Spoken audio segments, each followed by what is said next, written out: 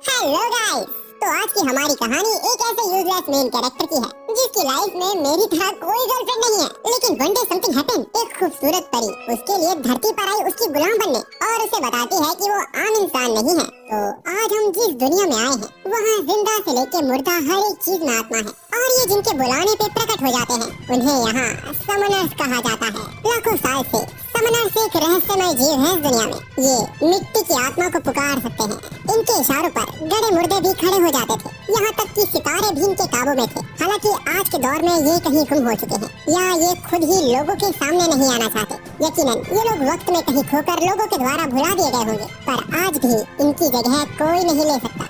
अब present time में हम एक लड़के को देखते हैं जो पेड़ के नीचे हेडफोन लगाकर सो रहा था। एक पत्ते की वजह से उसकी नींद टूट जाती है। वो उठते ही एक आवारा बिल्ली को नीचे आने को कहता है। हम देखते हैं कि ये बिल्ली कमर से घायल है। वैसे ये है 16 साल का जूनियर हाई स्कूल में पढ़ने वाला, जिसका रिलेशनशिप से दूर दूर तक कोई वास्ता नहीं। आज ही इसको ग्रेड से कोई मतलब नहीं, खाता है सोता है स्कूल जाता है, बस यही उसके हर दिन का मेहनत भरा काम है। ना ही आज ही का कोई गोल है। इसको कोई शांत जगह दे दो, बस वही इसके लिए काफी है, और साथ में सीढ़ी शॉप भी दे देते तो भला हो जाता आपका। यही सब सोचते हुए आज ही रोड क्रॉस करने के लिए रेड सिग्नल पर खड़ा था। अचानक दो बच्चे वहाँ खेलना शुरू कर देते हैं। आज ही इससे इरिटेट हो रहा था। वो उस बच्चे का कॉलर पकड़ लेता है क्योंकि वो लड़का अभी एक कार से टकरा जाने वाला था, पर आजी ने उसे वक्त पर बचा लिया। अब ग्रीन लाइट होते ही आजी वहाँ से चला जाता है, लेकिन उस लड़के की माँ जो अपने बच्चे पे चिल्ला रही थी, इससे आजी को फिर से इरिटेशन हो रही थी। इतनी कमियों के अलावा आजी एक चीज में अच्छा था, वो खाना बनाने में बहुत अच्छा है।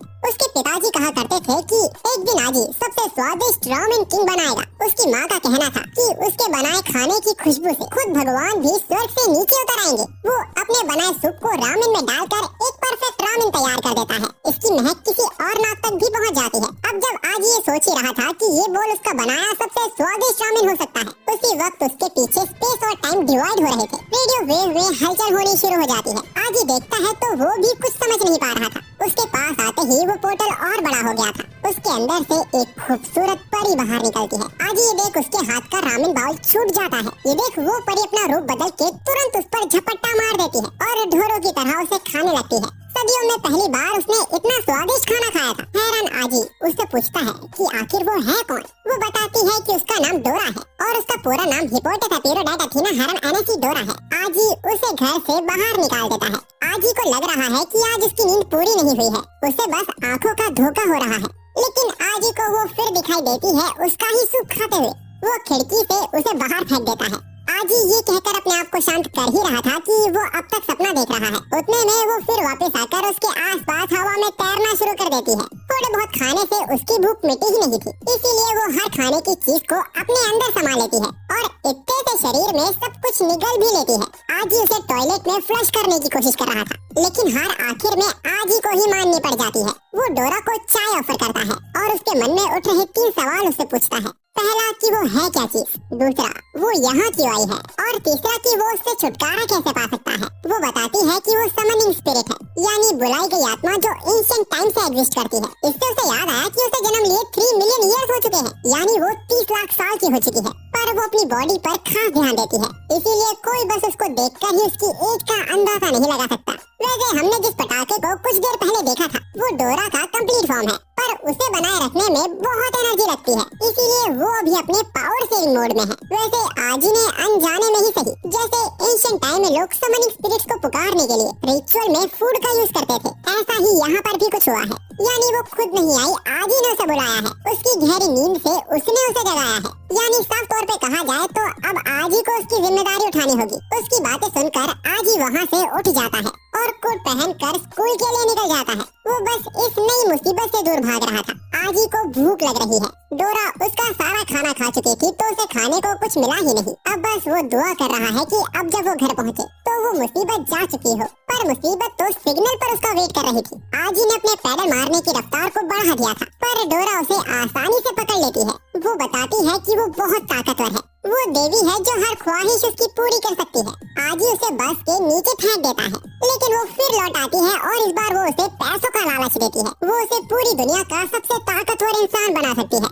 यहाँ तक कि वो उसे रॉकस्टार बना सकती है। वो उसे उसके साथ आने को कहती है। वो दोनों एक साथ पूरी दुनिया पर हुकूमत कर सकते हैं। आजी उसकी बात को सीरियसली न लेकर अपना रास्ता ही बदल लेता है। आज जो आजी के साथ हो रहा है उसकी वजह से आज वो क्लास में ध्यान भी नहीं लगा पा रहा। इतने में डोरा फिर आ जाती है। आजी तुरंत पर्दा लगा देता है तो वो टेबल के नीचे से आ जाती है। वो आजी से किसी तरह का कॉन्ट्रैक्ट करवाना चाहती थी। उसकी ये सब हरकतों से आजी बहुत इरिटेट हो रहा था। वो चलती क्लास में ही चिल्ला देता है। डोरा को आजी के अलावा कोई नहीं देख सकता, जिससे टीचर को लगा कि आजी उससे बोल रहा है। अब क्लास में अपना मजाक बनवाकर किसी तरह माफी मांग के वो अपनी जगह वापस बैठ जाता है। आजी ने डोरा को डांटा था, इसीलिए अब वो उसे चिढ़ा रही है। पर लेक्चर इतना बोरिंग चल रहा था कि डोरा टीचर के सिर पर ही सो जाती है। इस मौके का पूरा लाभ उठाते हुए आजी दबे कदमों से वहाँ से भाग जाता है। वहीं हम एक लड़की को देखते हैं जो आजी से छोटी वाली क्लास में है और यहाँ वो आजी का ही वेट कर रही है। उसके आते ही वो आजी की ओर अपना लिखा लेटर बढ़ा देती है।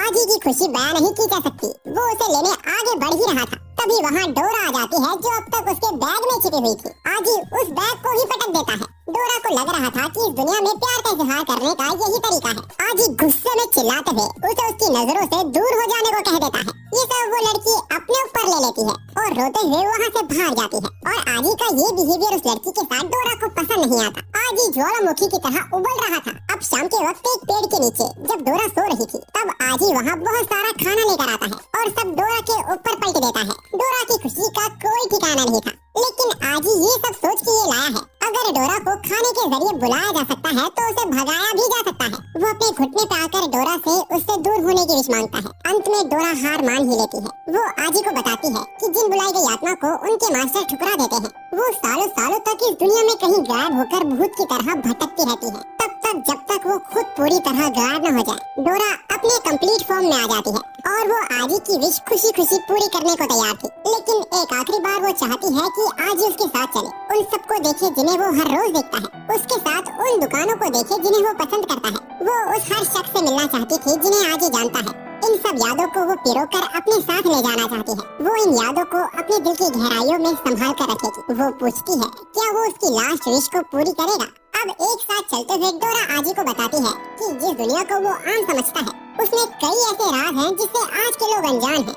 वो आजी का हाथ पकड़कर अपनी आंखों से उसे दिखाती है कि असल में ये दुनिया कैसी दिखाई देती है। आजी की आंखों में एक अलग ही चमक आ जाती है। वो कई लोगों के अंदर से एक अलग रोशनी निकलती देख पा रहा था। डोरा आजी से सवाल करती है क्यों कुछ लोगों की महक पेड़ जैसी होती है जो लोगों को सुकून देता है। आखिर कैसे कबूतर साफ दिल के लोगों को पहचान लेते हैं। क्यों पानी की बूंदें कुछ लोगों के लिए हवा के बीच ही रुक जाती है। आखिर क्यों कुछ लोगों का बनाया खाना इतना स्वादिष्ट होता है। असल में सच्चाई तो ये है कि हर किसी के अंदर समन करने की क्षमता होती है, बस लोग ही इसको समझ नहीं पाते। ये इन्हें देख नहीं सकते, सुन नहीं सकते, महसूस नहीं कर सकते। ये लोग सिर्फ उस अंधेरे में जल रही उस छोटी रोशनी को अपनी मुट्ठी में करना चाहते हैं। यहाँ उस छोटी रोशनी का मतलब लाइफ गोल से है जिसके लिए इंसान जीता है। इसीलिए कुछ खास लोग ही इस ताकत को यूज कर पाते हैं जिन्हें समनर्स कहा जाता है। समनर्स हर वो चीज कर सकते हैं जो लोगों की सोच से परे है। वो दुनिया को तबाह कर सकते हैं या उसे बचा सकते हैं। हम देखते हैं कि उस गिराए गए पेड़ से आखिर वो आवारा बिल्ली नीचे उतर जाती है। डोरा आजी को समझाती है कि फर्क नहीं पड़ता कि वो कौन सा रास्ता चुनता है, बस उसे अपने सफर में वो रास्ता चुनना चाहिए जिस पर वो यकीन करता है। वो पूछती है क्या वो समनर बनेगा और उसके साथ इस दुनिया को एक्सप्लोर करेगा। आजी अपना हाथ आगे बढ़ाते हुए सोच रहा था। डोरा उसका हाथ कस के पकड़ लेती है, जिसके बाद उन दोनों के बीच एक मैजिक सर्कल क्रिएट हो जाता है। ये शायद वही कॉन्ट्रैक्ट था जिसके बारे में डोरा बात कर रही थी। हालांकि इस रिचुअल को वो बिल्ली भी देख पा रही थी। अब इसके पूरा होते ही डोरा खुशी के मारे उछलने लगती है क्योंकि उसने आजी को फंसाकर कॉन्ट्रैक्ट पूरा करवा ही लिया। यानी अब आजी चाहकर भी उससे पीछा नहीं छुड़ा सकता। पर अब आजी को भी इससे फर्क नहीं पड़ता, जिससे डोरा चिढ़ जाती है।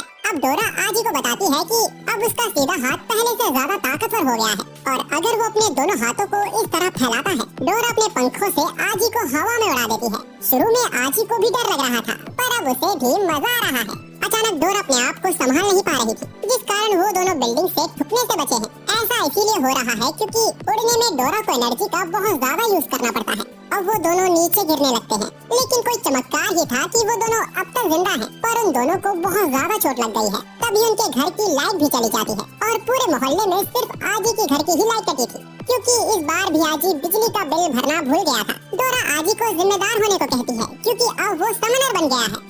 वो आजी के हाथ से एक ब्लू बॉल को समन करती है जो कि ऊपर जाकर फैल जाता है। ये फायरफ्लाइज की ग्लोइंग लाइट है और इसके अलावा ये जख्मों को धीरे धीरे भर भी देती है। यानी जब तक आजी सुबह उठेगा उसके जख्म भर चुके होंगे। ये चीज आजी को और हैरान कर देती है। वो सारे सच जानना चाहता है कि आखिर डोरा आई कहाँ से है और आखिर ये समनिंग है क्या। अगर डोरा सब कुछ एक्सप्लेन करने बैठी तो उसे 3 दिन लग जाएंगे सब कुछ बताने में। लेकिन अगर कम शब्दों में बताया जाए, डोरा उन दिनों को याद कर रही थी जिसका मंजर बहुत ही भयानक था। वहाँ युद्ध का मैदान था। इन सबको याद करते ही डोरा का सिर बहुत दर्द करने लगता है। शायद ये समनिंग की गई आत्मा है जिनके बीच महासंग्राम छिड़ा हुआ है। डोरा को जब होश आया था उसने अपने आप को जंजीरों में बंधा पाया था, जहाँ से वो चाहकर भी निकल नहीं पा रही थी। अचानक डोरा का सिर फट जाता है। ये देख आजी डर गया था, और वो तो बस सो रही थी। अब उसको कंबल उड़ा के वो भी सो जाता है। लेकिन कोई तो है जो उन पर नजर रख रहा है। अब इसके अगले दिन आजी बास्केटबॉल क्लब आया हुआ था, बट आज वो यहाँ बहुत इनकम्फर्टेबल फील कर रहा है क्योंकि डोरा ने आज बहुत सेक्सी कपड़े पहने हुए हैं और उसे भी चिंता नहीं थी क्योंकि आजी के अलावा कोई और अपनी आंखें देख ही नहीं सकता। पर वो आजी की परेशानी समझ नहीं पा रही थी। अगर आजी ने अपने आप से काबू खोया तो यहाँ कुछ बहुत गलत हो जाएगा। तभी आजी देखता है कि वो तो न्यूज में आ रहा है। उसकी उड़ते वक्त की गिरती हुई फोटो सीसीटीवी में रिकॉर्ड हो गई थी। यहाँ तक कि पेड़ को खाने वाली बात भी न्यूज में आ चुकी है। डोरा उसे परेशान न होकर उसकी बॉडी पर सनस्क्रीन लगाने को कहती है, लेकिन वो उसे इग्नोर कर अपना हेडफोन लगा लेता है। तभी डोरा की नजर कोई हिलती हुई चीज पर जाती है। इससे पहले वो कुछ समझ पाती वो चीज डोरा को निगल लेती है। डोरा वहाँ मदद की गुहार लगा रही थी और यहाँ आजी अपने फोन में लगा हुआ था, तो डोरा उसके सिर पर सनस्क्रीन फेंक कर मारती है। आजी उसे पीछे मुड़कर देखता है, पर तब तक वो प्लांट उसे पूरा निगल चुका था। वो प्लांट आजी के मुंह पर डोरा की बिकनी थूक कर उसकी औकात दिखाकर वहाँ से हंसते हुए भाग जाता है। आजी भी अपनी पूरी ताकत से उसके पीछे भागता है। वैसे डोरा अभी जिंदा है, बस उस प्लांट के अंदर पिस रही है। आजी के मन में 2 बड़े सवाल उठ रहे थे। पहला कि आखिर ये चीज क्या है, और दूसरा कि डोरा इससे खुद बाहर क्यों नहीं निकल जाती। असल में तब समनिंग स्पिरिट किसी काम की नहीं होती जब वो अपने मास्टर से दूर हो। इसीलिए डोरा बेशर्मों की तरह आजी के पीछे लगी हुई थी। किसी तरह उसने उस प्लांट को पकड़ ही लिया था कि वो चकमा देकर फिर भाग जाता है। वो प्लांट आजी को भगा भगा कर विंड फॉरेस्ट हाई स्कूल की क्लब एक्टिविटी में ले आता है। इस भीड़ में उसको ढूंढना मुश्किल हो ही रहा था कि कोई पहलवान उसके सामने आ जाता है। ये उसी लड़की का भाई है जिसको आजी ने रुलाया था। वो लड़की अपने आप को साबित करने के लिए कई पत्थरों को अपने एक हाथ से ही तोड़ देती है। ये देख आजी की भी फट गई थी। तभी उसे डोरा की आवाज आती है जो उसका खाना बनने वाली है। अगर आजी ने उसे बचाया नहीं तो उस लड़की का भाई आजी को एक और मौका देता है और उसकी बहन के लव को एक्सेप्ट करने को कहता है। आजी डोरा को ओके बोलकर वहाँ से गायब हो गया था, पर उन्हें लगा कि आजी ने प्रपोजल एक्सेप्ट कर लिया है। लेकिन आजी को वहाँ ना पाकर उस लड़की का दिल फिर टूट जाता है, जिस कारण वो वहाँ रोना शुरू कर देती है। अगर आजी गलती से भी उस पहलवान से फिर टकराया, कसम से वो उसकी लस्सी बना देगा। वैसे अब आजी को डोरा की आवाज कम आ रही थी। इसकी वजह इनके बीच की ये दूरी है। समनिंग स्पिरिट जितनी दूर अपने मास्टर से रहती है वो उतनी ही कमजोर होने लगती है। अगर आजी ने जल्द ही कुछ नहीं किया तो इन दोनों के बीच का टेलीपैथिक कनेक्शन टूट जाएगा, यानी फिर डोरा को ढूंढना लगभग नामुमकिन सा हो जाएगा। तभी एक अनजान बच्चा आजी से कहता है कि वो जानता है कि वो क्या ढूंढ रहा है और वो कहाँ है वो ये भी जानता है। यहाँ तक कि वो ये भी जानता है कि आजी कोई आम इंसान नहीं है, उसके पास स्पेशल पावर्स है। वो उसे उसकी सुपरनेचुरल ह्यूमन रिसर्च सोसाइटी को ज्वाइन करने को कहता है, जहाँ वो लोग मिलकर पूरी गैलेक्सी को अपने जूते के नीचे ले आएंगे। पर आजी उसके मुंह पे जूता रख उस प्लांट के पीछे जाता है जिस पर उसकी नजर पड़ी थी। लेकिन उसने जिस पर झपट्टा मारा है असल में वो एक लड़की थी। आजी को वहाँ ढंग से जलील करा जा ही रहा था कि तभी उसे डोरा की हल्की सी आवाज आती है। वो अपना दम तोड़ने वाली थी। वैसे अभी जहाँ डोरा है वहाँ से बहुत शोर आ रहा है। डोरा का पता लगाने के लिए आजी उन्हें भी चुप कर देता है जो अभी उसे गाली दे रहे थे। आजी समझ चुका था इतना बेसुरा म्यूजिक पूरी दुनिया में बस एक ही बैंड बजा सकती है। आजी ने उस जगह को ढूंढ लिया था जहाँ से वो आवाज आ रही थी। हम आजी के पीछे एक लड़की को पेड़ के ऊपर देखते हैं, पर आजी जब तक गर्दन घुमाता वो लड़की गायब हो चुकी थी। वैसे अब डोरा आजी को हल्का फुल्का महसूस कर पा रही थी, यानी आजी डोरा के करीब पहुँचता जा रहा है। आजी डोरा से कहता है कि अब जाके उसे महसूस हुआ एक दिन था जब वो उससे छुटकारा पाना चाहता था, और आज जब वो उस प्लांट के पेट के अंदर है, यानी अगर वो प्लांट आज उसे खा जाता है तो आजी को डोरा से हमेशा के लिए छुटकारा मिल जाएगा। डोरा हैरान हो गई थी। वो गुस्से में आजी को गाली देते हुए उस मॉन्स्टर के पेट में घूंसे मारने लगती है। वो कहती है कि अगर आजी थोड़ा और करीब आ जाए तो उसे उसकी कोई जरूरत नहीं है। भीड़ में आजी ने भी उस मॉन्स्टर को पहचान लिया था और अब डोरा भी अपने रियल फॉर्म में उस मॉन्स्टर के मुंह से बाहर निकल आती है। और हाँ, उसने कपड़े नहीं पहने थे। अब वो वापस छोटी होके उस मॉन्स्टर को उसकी औकात दिखा देती है। वो प्लांट किसी तरह भागकर जमीन के अंदर से होते हुए अपने मास्टर से जा चिपकता है। उसकी मास्टर एक खूबसूरत लड़की थी। यहाँ आजी डोरा को ढकने के लिए उसे अपनी जैकेट दे देता है और अब वो फिर से उस मॉन्स्टर को सबक सिखाने आगे बढ़ रही थी, पर वो लड़की अपने कदम पीछे कर लेती है। डोरा ज्यादा गुस्से में थी, वो पीछे से ही हमला कर देती है, लेकिन वो लड़की ठीक उसी पल गायब हो जाती है। आजी और डोरा वो दोनों ही ये देख हैरान थे। ऊपर से डोरा को चोट भी लग गई थी। आजी डोरा को यहाँ से चलने को कहता है, पर डोरा का गुस्सा शांत ही नहीं हो रहा था। आजी उसके सिर को सहलाकर उसे शांत करता है। वैसे आजी को डर है कि वो लड़की उनके लिए बड़ी मुसीबत बन सकती है। डोरा आजी से पूछती है कि उसे कैसे पता चला कि वो लड़की एक समनर है। तो जैसा कि हम सब लोग जानते हैं कि नॉर्मल लोग स्पिरिट्स को नहीं देख सकते, यानी जिसने डोरा पर हमला किया उसे समनर ही होना था, जिसका एक प्रूफ ये भी है कि उस प्लांट को कोई और देख ही नहीं पा रहा था, यानी वो भी डोरा की तरह बुलाई गई आत्मा थी। और जैसा कि हमें डोरा ने बताया ही था, समनर्स और स्पिरिट्स के बीच एक रेंज है जिसके अंदर इन दोनों को रहना पड़ता है। ऐसा ना हो तो वो अपनी पावर्स का यूज नहीं कर सकते, यानी उसकी मास्टर को आसपास ही होना था। किस्मत से आजी ने ये नोटिस कर लिया था कि वो स्पिरिट बस कोई चक्कर लगाए जा रही है, यानी वो उसे इस सर्कल के बीच से कंट्रोल कर रही थी। यहाँ तक कि उसके कपड़े की बुनाई देखकर आजी ने ये भी पहचान लिया था कि वो लड़की एक अमीर खानदान से है, और जो उस लड़की के इयरिंग्स पे ब्लैक रोज का निशान था वो लगभग आजी के स्कूल के एम्बलम जैसा था। ये निशान खानदानी परिवार को दर्शाता है। हालांकि आजी का स्कूल भी अमीर लोगों के द्वारा ही चलाया जाता है, लेकिन जिस बात पे गौर करना चाहिए कि वो स्पिरिट अपने मास्टर से इतनी करीब भी नहीं थी, फिर भी वो इतनी ताकतवर थी, यानी उस लड़की की असली ताकत का उन्हें अंदाजा भी नहीं है। डोरा आजी का प्रेजेंट ऑफ माइंड देखकर पूरी तरह इम्प्रेस हो गई थी, लेकिन सच तो ये है कि यहाँ आते वक्त आजी ने उस लड़की को देख लिया था। वैसे आजी ने जो अंदाजे लगाए थे असल में वो सच थे। इस लड़की का कोई तो कनेक्शन है आजी के स्कूल के प्रिंसिपल के साथ, क्योंकि इसी ने ही इस लड़की को आजी के पीछे भेजा था। पर इंसानों के सामने आने के डर से इन्हें पीछे हटना पड़ा। लेकिन अब प्रिंसिपल को किसी बात की चिंता नहीं, जो आगे होगा वो खुद देख लेंगे। बस वो इन्हें अपनी पूरी ताकत लगाने को कहते हैं, क्योंकि अब वो भी आजी की पूरी ताकत देखना चाहते हैं। कोई कारण था जो प्रिंसिपल को आजी से बड़ी उम्मीदें थी। इसके बाद हमको पता चलता है कि ये लड़की आजी के स्कूल में बहुत पॉपुलर है। लोग इसे देवी, एंजल और आइटम जैसे नाम से पुकारते हैं। सब अपना टाइम फोड़ते हैं सिर्फ इसको देखने के लिए। आज के थकान भरे दिन के बाद आजी अपनी क्लास में आराम कर रहा था, तभी वो लड़की आजी की टेबल पर एक चिट्ठी छोड़कर जाती है। आजी से ज्यादा उसके क्लासमेट इसे पढ़ने को एक्साइटेड हो रहे थे। इसमें लिखा हुआ था कि स्कूल खत्म होने के बाद वो जंगल में आजी का वेट करेगी। उसने साथ में एक ब्लैक रोज भी छोड़ा था। अब स्कूल के खत्म होने के बाद आजी जंगल की तरफ ही जा रहा था। साथ में उसके क्लासमेट भी उसे छोड़ने जा रहे थे, लेकिन रास्ते में वही पहलवान उसे रोक देता है, जो अपनी बहन के लिए गुस्से में तो था ही, साथ ही उसे ज्यादा गुस्सा इसीलिए आ रहा है क्योंकि अब आजी उसकी देवी को भी उससे छीन रहा है। आजी आज यहाँ से जिंदा इसीलिए जा पा रहा है क्योंकि उस बैल को कुछ लोगों ने पकड़ा हुआ था। डोरा भी आजी के लिए बहुत खुश थी क्योंकि अब वो पॉपुलर हो गया है। अब जंगल के अंदर जाते हुए आजी देखता है कि आज तो ये बिल्ली भी उसका पीछा कर रही है। आजी उससे उसकी चोट के बारे में पूछता है, जिस पर वो म्याऊ करके वहाँ से चली जाती है। अचानक हम देखते हैं कि आजी के क्लासमेट जो उसका पीछा कर रहे थे, अचानक वो एक अजीब सी बेल में फंस चुके हैं। जंगल के अंदर जाने का रास्ता भी खत्म हो चुका था, पर फिर अचानक ही आजी के लिए रास्ता खुद बनने लगता है। उस रास्ते के अंत में ब्लैक रोजेस का गार्डन था, जिनका ख्याल वो खूबसूरत मोहतरमा रख रही थी। वो यहाँ आजी का ही इंतजार कर रहे थे। उन्हें आजी से डोरा चाहिए और आजी का जवाब भी साफ ना था। भले ही डोरा बहुत शरारती है और खाती भी ज्यादा है, पर अब वो उसकी फैमिली की न्यू पेट की तरह है, जिसके साथ की अब उसे आदत लग चुकी है। आजी कहता है कि डोरा को बचाना अब उसकी जिम्मेदारी है। वो लड़की आजी पर ब्लैक रोज फेंक के मारती है, जिससे आजी के गाल पर हल्का सा निशान भी आ गया था। अब वो अपने प्लांट स्पिरिट को लंबा करके उन पर एक घातक हमला कर देती है, जिससे डोरा और आजी दोनों अलग अलग हो गए थे। डोरा उसका सामना करने के लिए एक ताकतवर हथियार ढूंढ रही थी। आजी उसे जल्दी करने को कहता है, नहीं तो यहाँ से उसकी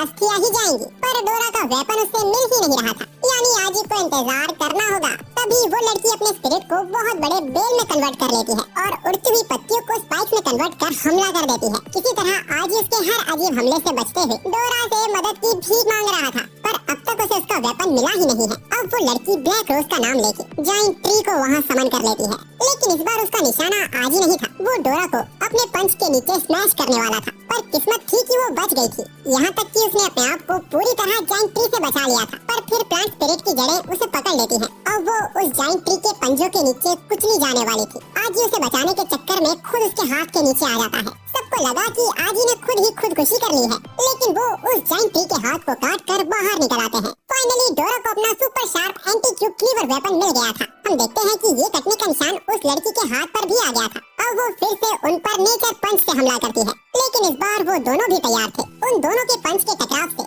उस उस जाइंट ट्री का हाथ जमकर पूरी तरह गायब हो जाता है। पर अभी वो हारी नहीं है। आजी क्रिस्टल रिंग का यूज कर अपने आप को बचा लेता है। अब वो दोनों उसके हाथ पे चढ़ के शूज को बूस्ट में कन्वर्ट कर आजी अपने चाकू से उसके हाथ को चीरते हुए उसके पूरे शरीर को छील देता है और आखिर में एक पावरफुल जंप से उसके शरीर से आर पार हो जाता है, जिससे वो जाइंट ट्री जमीन पर चित हो गया था। डोरा आजी से चिपक जाती है। वो नहीं जानती थी कि आजी मार्शल आर्ट्स भी जानता है, लेकिन उसने तो अपनी कुकिंग स्किल का इस्तेमाल कर उसे प्याज की तरह काटा था। अब वो लड़की अपने स्पिरिट को वापस बुला लेती है। इस मौके का फायदा उठाकर डोरा उस पर पीछे से हमला कर देती है, लेकिन आजी ही डोरा के हमले को रोक देता है, जिसके पीछे वजह थी कि वो खूनी नहीं बनना चाहता और शायद डोरा ने ये नोटिस नहीं किया। लेकिन ये लड़की पूरे वक्त अपनी पूरी ताकत इस्तेमाल करने से अपने आप को रोक रही थी, जिसका प्रूफ डोरा के पीछे है। हम देखते हैं कि इस लड़की के पास ऐसे 4 जाइंट ट्रीज और भी थे। असल में ये इन दोनों का टेस्ट लिया जा रहा था, जिसमें आजी तो पास हो गया था, लेकिन डोरा इसमें फेल हो गई। अब डोरा बात को बदलने के लिए उन्हें वक्त का एहसास करवाती है कि रात होने वाली है। वो उनसे पूछती है, क्या तुम लोगों को भूख लग रही है?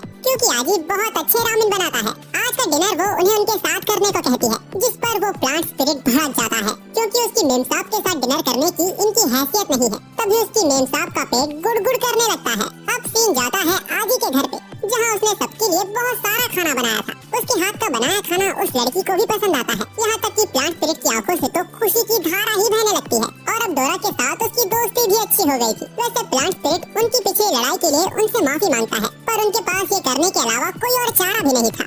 आजी इसकी वजह पूछता है। तो इस दुनिया में 2 तरह के समनर्स होते हैं, एक तो अच्छे समनर्स और दूसरे बुरे समनर्स। इन दोनों के मकसद एक दूसरे से बिल्कुल अलग है, इसीलिए इनके बीच में लड़ाइयाँ होती रहती हैं। अब जैसे 2 तरह के समनर्स होते हैं, उसी तरह स्पिरिट्स भी 2 तरह की होती है। पहली गार्डियन स्पिरिट और दूसरी एविल स्पिरिट। ये प्लांट और उसकी मालकिन इस सिटी की गार्जियन है और अब आजी ने भी उनके टेस्ट को पास कर लिया है, तो अब वो भी उन्हें ज्वाइन कर सकता है। पर तभी उसकी मालकिन उसका मुंह बंद कर देती है और बाहर चली जाती है। आजी भी उसके पीछे पीछे चला जाता है। किसी तरह हिम्मत जुटा के वो उसके बगल में जा खड़ा होता है और बोलता है कि वो जानता था कि इस दुनिया को सिर्फ स्वादिष्ट खाना ही बचा सकता है। अचानक वो लड़की उसे अपना नाम हाना बताती है और कहती है कि वो उसके कैरेक्टर को अच्छे से जानती है, लेकिन उसकी स्पिरिट अभी भी उसके लिए अनजान है। वो आजी को ब्लैक रोज देते हुए बोलती है कि वो उन दोनों के ऊपर 24 घंटे नजर रखेगी। आजी उसके ब्लैक रोज को ले लेता है। उसी वक्त डोरा और प्लांट स्पिरिट भी आ जाती है। उन्हें लगा कि हाना आजी को डेट के लिए पूछ रही है, जिस पर वो भी सिर झुका के वहाँ से चली जाती है। लेकिन आजी ब्लैक रोज का मतलब अच्छे से जानता था। किसी को ब्लैक रोज देने का मतलब होता है कि तुम शैतान हो और सिर्फ मेरे हो। अब इसके बाद हमें एक जलता हुआ गाँव दिखाया जाता है। उन दहकती आग की लपटों से शायद एक आदमी बच गया था। तभी एक हाफ कैट उसे वापस आने को कहती है। वो उसका भाई था, लेकिन अचानक कुछ शख्स के शरीर पर काला रंग फैलने लगता है और वो कई काले कौवों में बंटकर फैल जाता है। ये उस हाफ बिल्ली का सपना था, जो अभी प्रेजेंट टाइम में किसी ऊंची बिल्डिंग के टेरेस पर कई बिल्लियों के साथ थी। उसके पास एक ऐसी भी बिल्ली थी जो आजी की बिल्ली जैसी दिखती थी। उसके साथ वो बिल्डिंग से छलांग लगा देती है। इस वक्त आजी अपने स्कूल में था। तभी अचानक एक जिराफ की गर्दन स्कूल की खिड़की से क्लास के अंदर आ जाती है। इतना काफी नहीं था कि कई सारे कोलास भी क्लास के अंदर आ जाते हैं और पूरी क्लास में उथल पुथल मचा देते हैं। उन्होंने एक टीचर को भी दबोच लिया था। जानवर सिर्फ क्लास के अंदर ही नहीं, पूरे कैंपस में फैल चुके थे। आजी डोरा को लेके यहाँ से बाहर निकलने की कोशिश करता है, पर एग्जिट पर जाइंट पांडा बैठा हुआ था। आजी वहाँ से बाहर निकल जाता है, पर डोरा को पांडा बिल्कुल पसंद नहीं। जानवर स्कूल के बाहर भी बड़ी तादाद में फैल चुके थे। इन सबके पीछे उसी हाफ कैट का हाथ था। सिचुएशन आउट ऑफ कंट्रोल जा चुकी थी, इसीलिए सभी बच्चों को स्कूल के जिम में एग्जीक्यूट किया जा रहा था। पर डोरा आजी को दूसरी तरफ ले जाने लगती है। हम देखते हैं कि हालत तो शहर की भी खराब है। जानवर यहाँ भी फैल चुके हैं। न्यूज के जरिए हमें पता चलता है कि ये जू से भागे हुए जानवर हैं, जो अब पूरे शहर में फैल चुके हैं। इसीलिए सभी लोगों को पास के एग्जीक्यूट सेंटर जाने को कहा जा रहा है। तभी एक कौवे की वजह से न्यूज टेलीकास्ट भी रुक जाता है। तभी आजी की नजर उस हाफ कैट पर जाती है। वो इंसानों को जानवरों की ताकत दिखाकर इस सिटी पर कब्जा करना चाहती है। तभी आजी उसे धक्का दे देता है। असल में आजी उसे उन जानवरों से बचा रहा था जो उसके पीछे खड़े थे। अब आजी उस पे चिल्ला भी रहा था, क्योंकि अभी अभी वो जानवरों का खाना बनने वाली थी। ये सुन उस कैट के साथ सभी जानवर भी कंफ्यूज हो गए थे। हाफ कैट को आजी पर बहुत गुस्सा आ रहा था।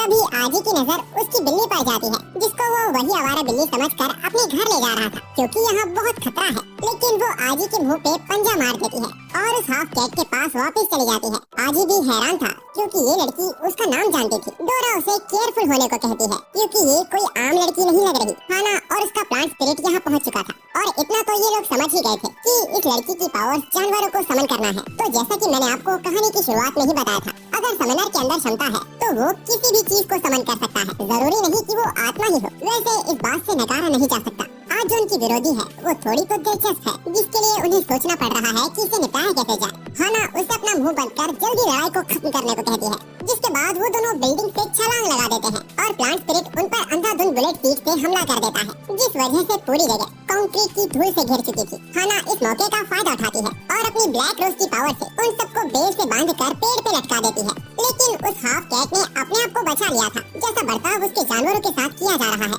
उस पर उसे बहुत गुस्सा आ रहा था, पर प्लांट स्पिरिट उसको चिढ़ाते हुए अपनी मैडम की वाहवाही करने लगता है, जिस पर हाफ कैट उसे डांट देती है। प्लांट स्पिरिट चिढ़ जाता है क्योंकि उसने जानवरों को पिंजरे से बाहर निकालकर इंसानों की जान को जो खतरे में डाला है वो बेशक माफी के काबिल नहीं है। पर हाफ कैट का कहना था कि ये जगह तो हमेशा से जानवरों की थी, इंसानों ने ही आकर यहाँ पे कब्जा कर लिया है, यानी जिसको पिंजरे के अंदर होना चाहिए वो इंसान है। प्लांट स्पिरिट उससे अपना मुंह बंद कर उसकी स्पिरिट को उनके हवाले करने को कहता है, लेकिन हाफ कैट उल्टा उन्हें आखिरी मौका देती है उसके साथियों को छोड़ने का, और उसकी बात न मानने पर वो हाना पर तेजी से हमला कर देती है। हाना ने उसके हमले को रोक तो दिया था, पर हाफ कैट अपने हाथ को टाइगर के पंजे में भी बदल सकती थी, जिसका यूज वो भरपूर तरीके से करना जानती थी। अब तो हाना को भी उससे लड़ने में परेशानी हो रही थी। उनकी लड़ाई को देखकर डोरा भी एक्साइटेड हो गई थी, लेकिन आजी को इनके बीच में लाकर इनकी लड़ाई का नतीजा देखना था। हाफ कैट वाकई में बहुत तेज थी, उसने हाना के गाल पर एक निशान भी मार दिया था, यहाँ तक कि उसके तेज हमलों से बचने के लिए उसे शील्ड का यूज करना पड़ा, जिस वजह से हाना को थोड़ा मौका मिल जाता है। वो अपनी बेल से हाफ कैट को पकड़ने की कोशिश करती है, पर उसने अपने आप को बचा लिया था, लेकिन वो कुछ ज्यादा जल्दी खुश हो गई थी। हाना उसके पैर को जकड़ के उसको बिल्डिंग पे घिस देती है, पर हैरानी की बात थी कि इसके बाद भी उसे शायद ही चोट आई थी। वो तेजी से हाना की तरफ बढ़ती है, हाना भी उस पर उसी रफ्तार से हमला करती है, लेकिन हाफ कैट उसकी ईगर आई से हर एक हमले को देख पा रही थी, जिसके बाद वो तेंदुए की रफ्तार से हाना के हर एक हमले को डॉज कर बिल्डिंग से बिल्डिंग उछलते हुए अपनी पूरी बॉडी को बड़े भालू में कन्वर्ट कर लेती है और हाना के ऊपर कूद जाती है। पर मौके पर हाना ने अपने आप को बचा लिया था और आजी और डोरा इनकी लड़ाई को पॉपकॉर्न खाते हुए देख रहे थे। ब्लैक कैट हाना पर पूरा कंक्रीट का रोड फेंक के मारती है, जिसको हाना भी बड़ी मुश्किल से रोक पाई थी। अब हाना भी अपने जाइंट ट्री को समन कर लेती है। उसने हाफ कैट के फेंके पत्थरों को अपना हथियार बना लिया था, जिसको वो उसके ऊपर दे मारता है। वो दोनों ही विशालकाय थे और एक दूसरे पे भारी थे, और यहाँ ये दोनों इनकी लड़ाई पे कमेंट्री दे रहे हैं। अब हाना अपने प्लांट स्पिरिट को अपने जाइंट ट्री से मर्ज कर देती है, जिसके बाद उसके 4 हाथ हो चुके थे। उन 2 नए हाथों से वो उसका कीमा बना देती है, जिसके बाद वो भालू आजी और डोरा के ऊपर ही गिरने वाला था, पर वो जाइंट ट्री अपने 4 हाथों से उस भालू को पूरी तरह पीस देता है, जिसके बाद वो कई टुकड़ों में फट गया था। डोरा को यकीन हो गया था कि लड़ाई का नतीजा हाना की तरफ जा चुका था, पर सबकी सोच से परे वो टुकड़े शिकारी लोमड़ी में तब्दील हो जाते हैं। जब एक हाथी का सामना एक छोटी चींटी से होता है और अगर वो छोटी चींटी उसके सूंड में घुस जाती है, फिर जो हाल उस हाथी का होता है वही यहाँ इस जाइंट ट्री के साथ हो रहा था। उसके शरीर पर जितने जख्म आते उनका असर हाना के शरीर पर भी दिख रहा था। वो जाइंट ट्री के हाथों को स्पाइक्स में कन्वर्ट करके उन्हें दूर कर देती है और अपने शरीर को ब्लेड की तरह घुमा के सभी लोमड़ियों को खत्म कर देती है। इस लड़ाई को आजी और डोरा दूर से देख रहे थे, तभी आजी की नजर उस हाफ कैट की बिल्ली पर जाती है, जो कोई कारणवश बहुत घायल थी, साथ ही वो बहुत गुस्से में थी। हाफ कैट ने अब अपने रूप को एक स्नेक में बदल लिया था, जो जाइंट ट्री को जकड़ लेता है। वो जाइंट ट्री के एक हाथ को उखाड़ देती है, जिसके बाद वो उसे दूर फेंक देता है। इस लड़ाई में हाना बहुत घायल हो चुकी थी। आजी समझ चुका था कि अगर उसने इस लड़ाई को यहाँ नहीं रोका तो ये दोनों ही अपनी जान से जाएंगे। आजी डोरा से एक ऐसा हथियार मांगता है जो खतरनाक न हो। डोरा एक ऐसा हथियार ढूंढने लगती है, पर उन पे इतना वक्त था ही नहीं। वो दोनों ही पीछे हटने को तैयार नहीं थे। आजी डोरा को लेके उन दोनों के बीच में ही कूद जाता है। डोरा उसी मोमेंट पे सोइल शेकर का यूज करके दोनों को रोक देती है। अब हाफ कैट भी अपने रियल फॉर्म में आ चुकी थी। आजी का कहना था कि अब इस बिन मतलब की लड़ाई की कोई जरूरत नहीं है, क्योंकि आजी ने समनर को पहले ही ढूंढ लिया है और वो और कोई नहीं वही बिल्ली है, और ये आजी की वही आवारा बिल्ली थी। इसके बाद हाफ कैट उस बिल्ली के अंदर समा जाती है। तो असल में अब तक हम जिस हाफ कैट को समनर समझ रहे थे वो असल में बुलाई गई आत्मा यानी समनिंग स्पिरिट थी, और असल में जो समनर है वो ये बिल्ली है, जिसका हिंट हमें रिचुअल के वक्त भी मिल गया था। आजी म्याओ की चोट को देख परेशान होने लगता है और इस वक्त उसे जानना भी नहीं था कि आखिर म्याओ ने ये सब किया ही क्यों था। वो इंसानी भाषा में कुछ बोलने वाली थी, लेकिन आजी उसे चुप कर देता है और उसके शरीर पर पट्टी लगाने लगता है। इससे म्याओ को वो दिन याद आ गया था जब आजी और उसकी पहली मुलाकात हुई थी। उस दिन आजी टहलते हुए उसके पास पहुंचा था जब वो घायल थी। आजी उसकी मदद करने का फैसला करता है, जिसके बाद वो जबरदस्ती उसके शरीर की मरहम पट्टी करने लगता है, जिससे गुस्सा होकर म्याओ उसे काट लेती है, पर फिर भी आजी ने उसकी मरहम पट्टी पूरी कर दी थी। अब जैसे वो गुस्सा हो रही थी, आजी को यकीन हो गया था कि ये जल्दी ठीक हो जाएगी, जिसके बाद वो उससे उसका नाम पूछता है, जिस पर वो म्याओ कहती है। तो आजी ने भी उसका नाम म्याओ ही रख दिया था। अब डोरा हाना से कहती है कि आजी समनर को जानता है, इसीलिए वो उसके साथ ही रहेगी, पर इस बात के प्लांट स्पिरिट बिल्कुल खिलाफ था। वो म्याओ को अपने साथ ले जाना चाहते थे, पर तब तक के लिए तो आजी मना कर देता उसे ले जाने की कोशिश कर सकते हैं। प्लांट स्पिरिट गुस्सा हो जाता है तो डोरा भी उस पर अपना चाकू तान देती है और कहती है कि तुम लोग पहले से ही जख्मी हो और उसे उन्हें मारना पसंद नहीं जो पहले से ही कमजोर है। तो हाना भी ये कहकर वहाँ से चली जाती है। आजी को इसका बहुत जल्द एहसास हो जाएगा कि उसने गलत दोस्त और गलत दुश्मन चुन लिए हैं। प्लांट स्पिरिट भी दुखी होकर हाना के पीछे पीछे चला जाता है। अब रात तक शहर में फैले जानवरों को काबू कर लिया गया था और उसके बाद उन्हें वापस जू भेज दिया जाता है, लेकिन अब तक इसकी पुष्टि नहीं हुई है कि ये किया किसने था। इधर हम आजी को देखते हैं जो मियाओ को सहला रहा था। ऐसा करने से कैट स्पिरिट को भी कुछ हो रहा था। अब कहानी को आगे खींचने से पहले जहाँ तक मुझे समनर्स और समनिंग स्पिरिट के बारे में समझ आया है तो मुझे ऐसा लगता है कि जब तक कैट स्पिरिट मियाओ के अंदर रहती है तब मियाओ का पूरा कंट्रोल कैट स्पिरिट ले लेती है।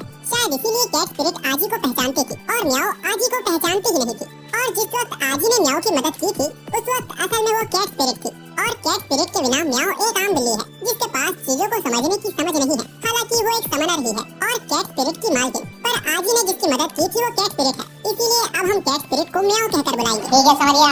अब कहानी में आगे आजी ये देख हैरान था कि एनिमल्स भी समनर हो सकते हैं तो मियाओ से बताती है कि जानवर भी समनर हो सकते हैं। यहाँ तक कि उसने अपने वक्त में एक मेमथ, टर्टल और एक बदबूदार जानवर को भी समनर बनते देखा था। हालांकि वो सब उसके भाई जितने कूल नहीं थे। तभी कैट स्पिरिट उदास हो जाती है। वो उन्हें अपने भाई की कहानी बताती है। उसके भाई के जाने के बाद उसने किसी तरह उसका पीछा किया और यहाँ इस शहर तक पहुँच आई, लेकिन उसकी चोट के कारण उसने कुछ वक्त तक अपनी समनिंग पावर्स को खो दिया था। उस वक्त आजी ने उसे बचाया था और मियाओ ने आज जो किया है वो इसीलिए किया क्योंकि उसका भाई उसे इग्नोर कर रहा था, जिस कारण वो उसे ढूंढ भी नहीं पा रही थी। तो ये सब करने का उसका मकसद था कि उसका भाई उस पर ध्यान दे। जो भी हो, पर ये कहना गलत नहीं था कि उसने बहुत ज्यादा कर दिया था जिसका अब उसे पछतावा भी हो रहा है। आजी कहता है कि उसके भाई को ढूंढने में वो उसकी मदद करेगा, लेकिन उससे पहले आजी को उसे पूरी तरह ठीक करना होगा। इधर आजी के घर से बाहर हम एक कौवे को देखते हैं। असल में यहाँ एक कौवे नहीं कई सारे कौवे थे जिनको मियाओ के भाई ने समन किया था। अब अगले दिन हम देखते हैं कि मियाओ और डोरा सुबह सुबह गेम खेल रहे थे, तभी उनके घर की बेल बज जाती है।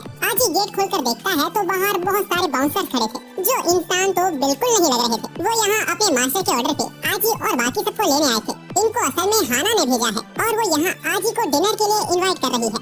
आजी की देख के ही फट चुकी थी। वो बहाना बनाने लगता है, लेकिन हथियार की नोक पर उन्हें जबरदस्ती लेकर जाया जाता है और जिसमें उन्हें लेकर जाया जा रहा था वो हेलीकॉप्टर भी हाईटेक था। उनकी मंजिल भी एक बहुत बड़ा मैंशन था जहाँ हाना और उसका प्लांट स्पिरिट उनका इंतजार कर रहे थे। वैसे अब तक इन दोनों के बीच का मामला सुलझा नहीं है। हाना उन्हें उनके साथ आने को कहती है क्योंकि उनके मास्टर अंदर उनका इंतजार कर रहे हैं। हम देखते हैं कि मैंशन में हर एक काम के लिए स्पिरिट मौजूद थी। निगरानी रखनी हो या सुरक्षा रखनी हो, पौधों को काटना हो या उनमें पानी देना हो, हर एक काम यहाँ स्पिरिट ही करती है। अब यहाँ पे इतनी सारी स्पिरिट थी तो एक बड़ा सवाल उठता है कि यहाँ कितने समनर्स मौजूद हैं। पर हैरानी की बात थी कि इन सभी स्पिरिट को सिर्फ एक ने ही समन किया था। यहाँ हम मियाओ के भाई के कौवे को भी देखते हैं।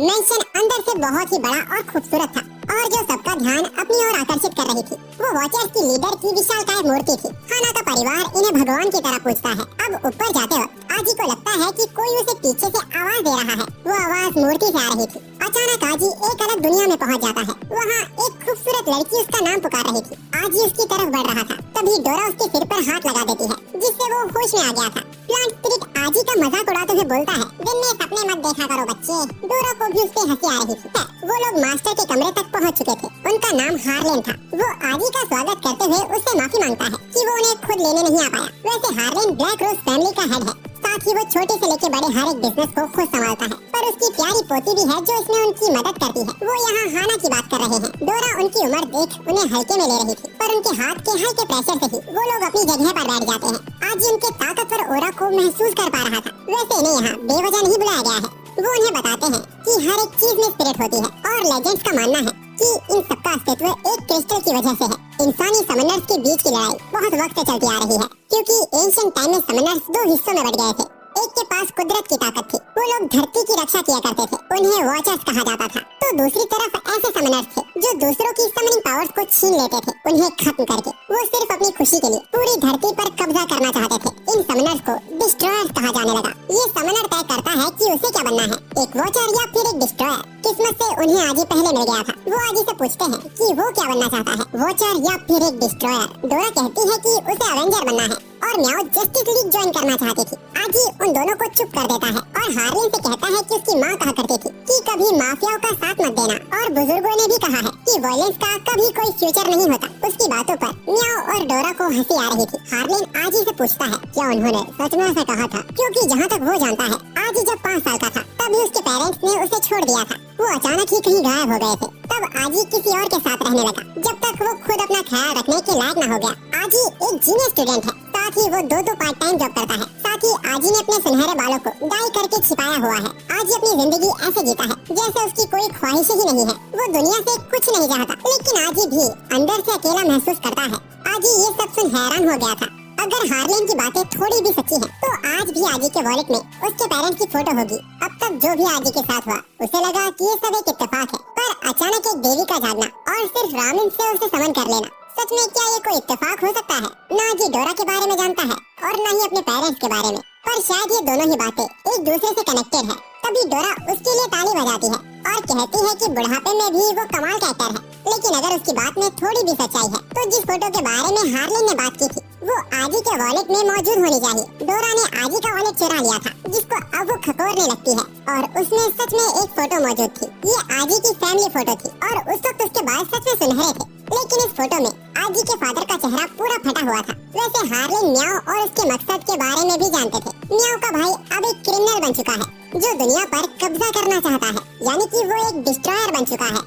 हाना हार्लिन से कहती है कि उन्होंने इन्हें कुछ ज्यादा ही बता दिया, क्योंकि ये तीनों ही कोई न कोई बात से हैरान बैठे हुए थे। हार्लिन उनसे माफी मांगता है और कहता है कि वो लोग कुछ दिन उसके मैंशन में ही ठहर सकते हैं और अभी तो बातें करने के लिए उन पे बहुत वक्त है, खासकर समनर्स के पास्ट के बारे में, आजी के बैकग्राउंड के बारे में और वो सब जो आजी को अब जानना जरूरी है। पर डोरा उन्हें याद दिलाती है कि आजी का तो कल स्कूल है, जिस पर हार्लिन हंस देता है क्योंकि आजी के स्कूल का प्रिंसिपल ही वही है। अब खाना आते ही डोरा और प्लांट स्पिरिट उस पर टूट पड़ते हैं। हार्लिन को जैसा डोरा के बारे में बताया गया था असलियत में भी वो वैसी ही थी, लेकिन इसके बावजूद वो डोरा का एलिमेंट पता नहीं कर पाए। असल में डोरा बाकियों से थोड़ी खास है, तो डोरा अपनी नाक ऊंची करके बोलती है कि ऐसा कुछ भी नहीं है, वो बस अपने पर्सनल केयर पर बहुत ध्यान देती है। वैसे हार्लिन के कानों तक ये भी खबर पहुंची है कि डोरा अपने रियल फॉर्म में बहुत ही सेक्सी लगती है। अगर मौका मिले तो वो भी उसका वो रूप देखना चाहेंगे, जिस पर डोरा भी मना नहीं कर पाती, क्योंकि बुढ़ापे में भी हार्लिन कुछ कम हैंडसम नहीं है। अचानक हार्लिन को किसी चीज का एहसास हो रहा था। कोई बड़ी चीज उनकी तरफ तेजी से आ रही थी। हार्लिन उस पर जोरदार पंच मारता है, जिसके प्रेशर से कैसल के 30 शीशे तो टूट गए थे, पर उसे कुछ भी नहीं हुआ था। वो एक डिस्ट्रॉयर था जिसका शरीर पत्थर से बना हुआ था। ब्लड मून, कवो और स्पिरिचुअल पावर में छेड़छाड़ होने से हार्लिन को पहले ही एहसास हो चुका था कि उन पे नजर रखी जा रही है। हार्लिन उससे बोलता है कि हमारी पिछली लड़ाई में जो मैंने तुम्हारा हाल किया था, उसके बावजूद तुम मेरे घर की दहलीज तक आ गए। क्या इस बीच तुमने कुछ नए तरीके सीख लिए हैं? आज रात मैं इस बात का खास ध्यान रखूंगा कि अगली रात का चांद तुम्हारे नसीब में ना हो। जिसके बाद फायर पंच से वो उसके ऊपर हमला करते हैं। दोनों के पंच के आपस में टकराने की वजह से वहाँ पर बड़ा धमाका हो गया था। डिस्ट्रॉयर फिर से उन पर हमला करता है, पर वो उसके हमले को डॉज कर उसके हाथ को जमा देते हैं और इलेक्ट्रिक पंच से उस पर हमला करते हैं। किसी तरह वो उस वार को सहकर अपनी बॉडी से बहुत सारी एनर्जी निकालता है, जिससे मैंशन की छत पूरी तरह तबाह हो चुकी थी। लेकिन हार्लिन ने किसी को कुछ होने नहीं दिया था। अब ये जगह किसी के लिए सेफ नहीं थी, इसीलिए वो उन्हें यहाँ से जल्द निकलने को कहते हैं। उन्होंने हाना को आजी की सुरक्षा की जिम्मेदारी दी थी। अब रॉक और हार्लिन के एक और टकराव से वो पांचों मैंशन से नीचे गिर जाते हैं। हाना यहाँ अपनी पावर का यूज करती है, जिससे थोड़ी बहुत सेफली लैंडिंग उनकी हो चुकी थी। हाना सामने ये देख हैरान हो चुकी थी कि उनका पूरा मैंशन तबाह हो चुका है। जो स्पिरिट बची हुई थी वो अपनी मालकिन को यहाँ से भागने को कह रही थी। तभी एक लड़की की एंट्री वहाँ होती है, जो अंधाधुंध चारों तरफ फायर करने लगती है। उसने बचे तीनों स्पिरिट्स को मार दिया था। गुस्से में हाना अपनी प्लांट स्पिरिट से उस पर हमला कर देती है, जिनको वो इजीली डॉज कर हाना पर बुलेट से हमला करती है, जिससे हाना बहुत करीब से बची थी। संभलने का मौका भी नहीं मिला था कि वो उनके ऊपर बॉम्ब फोड़ देती है, पर हाना के कदम अब तक डगमगाए नहीं थे। इस बीच म्याओ भी देखती है कि उसका भाई भी यहाँ मौजूद है। जितनी भी गार्ड स्पिरिट बची हुई थी वो उन्हें एक झटके में खत्म कर देता है। आखिरी बची फायर स्पिरिट को भी दबोचकर वो उसके अस्तित्व को अपने हाथ से ही मिटा देता है। म्याओ अपने भाई का ये रूप देख हैरान थी। वो ज्यादा कुछ सोचे बिना म्याओ के ऊपर भी हमला कर देता है, जिससे वो गायब हो चुकी थी। गुस्से से भरा हुआ आजी उस पर एक बड़े से खंजर से हमला करने जाता है, लेकिन कोई चीज उसे रोक लेती है। आजी वापस फिर से उसी दुनिया में जा चुका था, लेकिन इस बार वो 5 साल का हो गया था। वहाँ उसके साथ उसकी माँ मौजूद थी, लेकिन कब ये सपना डरावना हो गया। उसकी माँ इतनी ज्यादा अचानक कैसे बदल गई? आजी को इसका एहसास भी नहीं हुआ था। यहाँ डोरा आजी को उठाने की पूरी कोशिश कर रही थी और इधर हार्लिन ने रॉक का बुरा हाल कर दिया था। वो उसे बुरी तरह पीट कर वापस नीचे फेंक के मारते हैं और बोलते हैं कि अगर वो मरना नहीं चाहता तो उसे अपने बॉस को उसके सामने लाना होगा, जो यहीं कहीं मौजूद है। हाना भी इस लड़ाई को जल्द खत्म करना चाहती थी। वो एविल समनर के पीछे जायंट ट्री को समन कर लेती है, पर वक्त रहते उसने अपने आप को बचा लिया था। लेकिन यहाँ अब हाना उनके जाल में फंस चुकी थी। हम देखते हैं कि जायंट ट्री की शैडो पर किसी ने कब्जा कर लिया है, जो पूरे जायंट ट्री को एक बार में ही खत्म कर देता है। इस कारण हाना भी पूरी तरह घायल हो चुकी थी। प्लांट स्पिरिट भी वापस अपनी फॉर्म में आ चुका था। हम देखते हैं कि इन सबके बीच एक ऐसी भी एविल समनर है जो किसी की शैडो में अपने आप को छिपा सकती है। वो हाना की शैडो से निकलकर उसकी गर्दन पर चाकू तान देती है। उसने हाना की गर्दन को काट दिया था। ये देख प्लांट स्पिरिट बौखला जाता है, जिस कारण हार्लिन का ध्यान भी इन पर चला गया था। वो अपनी समनिंग पावर से हाना को हील करने लगता है। ऐसा करने से हाना का ब्लड फ्लो होना बंद हो रहा था। तभी रॉक हार्लिन पे पीछे से हमला करता है, जिसको हार्लिन एक हाथ से ही रोक लेता है। पर ये करना उसके लिए आसान नहीं था। वो अपनी आइस पावर का यूज करके रॉक को दीवार में जमा देता है। उसी मोमेंट पर मियाओ का भाई हार्लिन पर पीछे से फ्लैश से हमला करता है, जिससे हार्लिन बहुत बुरी तरह घायल हो गया था। फिर वो लड़की हार्लिन के सिर पे अपनी बंदूक तान देती है और हार्लिन के सिर में बड़ा छेद कर देती है। अपने आखिरी वक्त में हार्लिन हाना को याद कर रहा था। अपनी पोती की चाह उसे मरने नहीं देती। हार्लिन के शरीर की सारी समनिंग पावर बाहर आने लगती है। वो अनडेड मॉन्स्टर बन चुका था, जिसकी ताकत की कोई सीमा नहीं थी। उसकी समनिंग पावर से एक नया मॉन्स्टर जन्म लेता है। मियाओ का भाई उस पर फ्लैश से हमला करता है, जिसको हार्लिन ने बिना मेहनत के रोक लिया था। अब वो मियाओ के भाई पर थंडर से हमला करता है, जिसकी चपेट में वो आ भी गया था। ये हमला वाकई बहुत ताकतवर था, पर क्या मालूम किस तरह उसने अपने आप को बचाया ही नहीं। वो हल्का बहुत भी घायल नहीं हुआ था। हार्लिन बेकाबू हो चुका था। जाहिर सी बात थी कि अब कोई उसके सामने टिक नहीं सकता। फिर एक ऐसा शख्स वहाँ सामने आता है, जिसको देख हार्लिन को भी गुस्सा आ गया था। वो अपने अल्टीमेट फॉर्म में आ जाता है और अपनी पूरी ताकत से उस पर हमला करता है। लेकिन उसने भी अपनी डेथ स्पिरिट को समन कर लिया था, जो हार्लिन की समनिंग पावर को खींचने लगती है। उसने हार्लिन की पावर का कतरा कतरा अब्सॉर्ब कर लिया था, जिसके बाद वो हार्लिन को मरने के लिए छोड़ देता है। हार्लिन की पावर को अपना बनाने का जो उनका मकसद था वो पूरा हो चुका था। फिर भी जो यहाँ जिंदा बच गए थे वो उनकी जान को बख्श देते हैं, ये सोचकर कि भविष्य में ये उनके काम आ सकते हैं। अब उनके जाने भर की पावर से ही मेंशन का बहुत बड़ा हिस्सा गायब हो जाता है। इसके कुछ देर बाद हमने देखा कि म्याओ जिंदा है और आजी अपनी फैमिली फोटो हाथ में लिए मायूस बैठा है। न्यूज में ब्लैक रोज कैसल के तबाह होने की खबर आ रही थी। रिपोर्टर्स का कहना था कि जाने माने हार्लिन और उनके फैमिली मेंबर्स का इस हादसे के बाद से कोई अता पता नहीं है। हना की हालत अभी भी काफी गंभीर है। डोरा का भी दिमाग खराब हो रहा था। आखिर वो लोग ऐसे क्यों बैठे हुए हैं? वो लोग उनसे पिट कर आए हैं जिनको वो लोग जानते भी नहीं थे। प्लांट स्पिरिट कहती है, मास्टर जिंदा नहीं रहे, अब हमें कोई नहीं बचा पाएगा। लेकिन डोरा को तो बदला चाहिए था। पर जब उसने आजिन को देखा, जो चिल बैठा मोबाइल चला रहा था, डोरा का तो पारा चढ़ जाता है। आजिन उसे शांत करता है और बताता है कि वो काम कर रहा है। असल में आजिन इतने वक्त से इंटरनेट पर उन डिस्ट्रॉयर्स की इंफॉर्मेशन निकालने की कोशिश कर रहा था। इंटरनेट पर उसे एक वीडियो मिली है। पिछली रात हुई वो लड़ाई इंटरनेट पर वो किसी ने स्ट्रीम की थी। ये स्ट्रीम सैटेलाइट कैमरे का यूज करके की गई थी। जब उसने अपलोडर का अकाउंट चेक किया, तब आजिन को वहाँ समनर्स पर लिखे कुछ आर्टिकल्स मिलते हैं। उसने देखा कि अपलोडर ने एक कॉमिक भी लिखी है। कॉमिक का नाम था माओ समनर्स। हालांकि कॉमिक का आर्ट और उसकी स्टोरी एकदम कचरा था, पर उसमें समनर्स पर लिखी बातें एकदम एक्यूरेट थी। आजिन को शक है कि ये किसी समनर का ही अकाउंट है और ये समनर्स के बारे में इतना जानता है जितना वो लोग भी नहीं जानते। अगर ये समनर उनके साथ आ जाए तो शायद वो डिस्ट्रॉयर्स को भी हरा पाएंगे। लेकिन सवाल है कि ये लोग इस समनर को ढूंढेंगे कैसे? ऑनलाइन आजिन को पता चला कि आज राइटर्स का इवेंट है, जहाँ सभी राइटर्स अपने फैंस को ऑटोग्राफ देने आने वाले हैं। यहाँ दूसरी तरफ हम इसी समनर को देखते हैं, जो शायद इलेक्ट्रॉनिक सब्सटेंस को कंट्रोल कर सकती थी। जैसे उसने ट्रेन को उस प्लेटफॉर्म पे रोक दिया जहाँ पर वो रुकने नहीं वाली थी। उसने मशीन से फ्री का कोक निकाल दिया। नीचे आने वाले एस्केलेटर को उसने ऊपर की ओर चला दिया और ऐसे ही कई हद पार कर देने वाली चीजें जिससे वो सबकी नजर में आ सकती थी। वैसे हमें इसकी समनिंग पावर का तो अंदाजा हो गया है। वैसे ये उसी इवेंट में आई है जिसकी आजिन बात कर रहा था। मियाओ उससे अपनी तेज निगाहों से देख लेती है, पर मुलाकात से पहले उन्हें ये परखना होगा ये उनकी दोस्त है या दुश्मन। हम देखते हैं कि वो लड़की बहुत उदास है, क्योंकि कोई उससे बुक साइन करवाने आया ही नहीं। एक्चुअली हमें पता चलता है कि उसकी आज तक एक भी कॉपी नहीं बिकी है। तभी आजिन उसके स्टॉल पर आता है और उसकी कॉमिक्स की तारीफें करने लगता है। उसको खुश करने के लिए वो उसकी सारी कॉमिक्स खरीद लेता है, लेकिन पैसे मिल जाने के बाद ये रिवील होता है कि ये लड़की तो आजिन को पहले से ही जानती थी, बल्कि डोरा और म्याओ के भी यहाँ होने का उसे अंदेशा था। हमें पता चलता है कि ये लड़की आज से नहीं,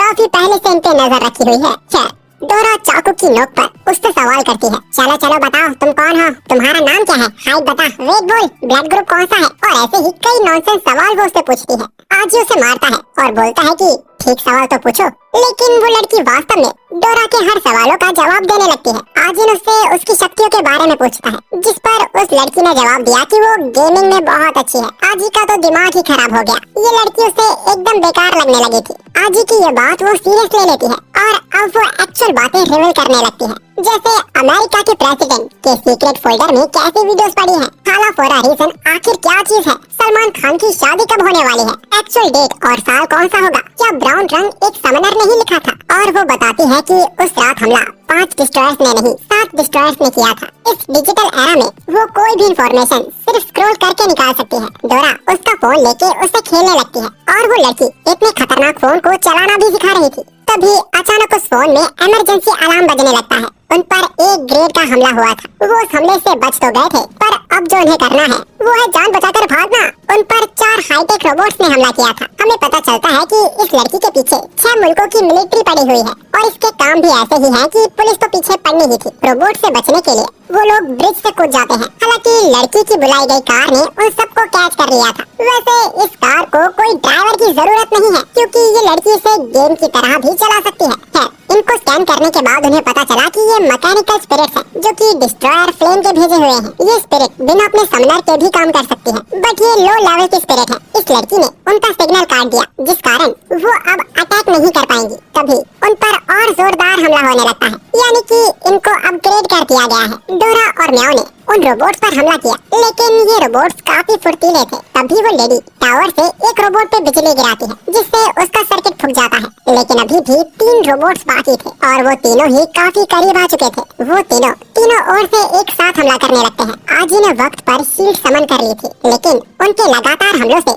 आजिन की शील्ड भी टूटने वाली थी। वो लड़की प्रे करने लगती है कि इनके पास कोई एक्सप्लोसिव वेपन न हो, और तभी उन पर मिसाइलें छूटती है।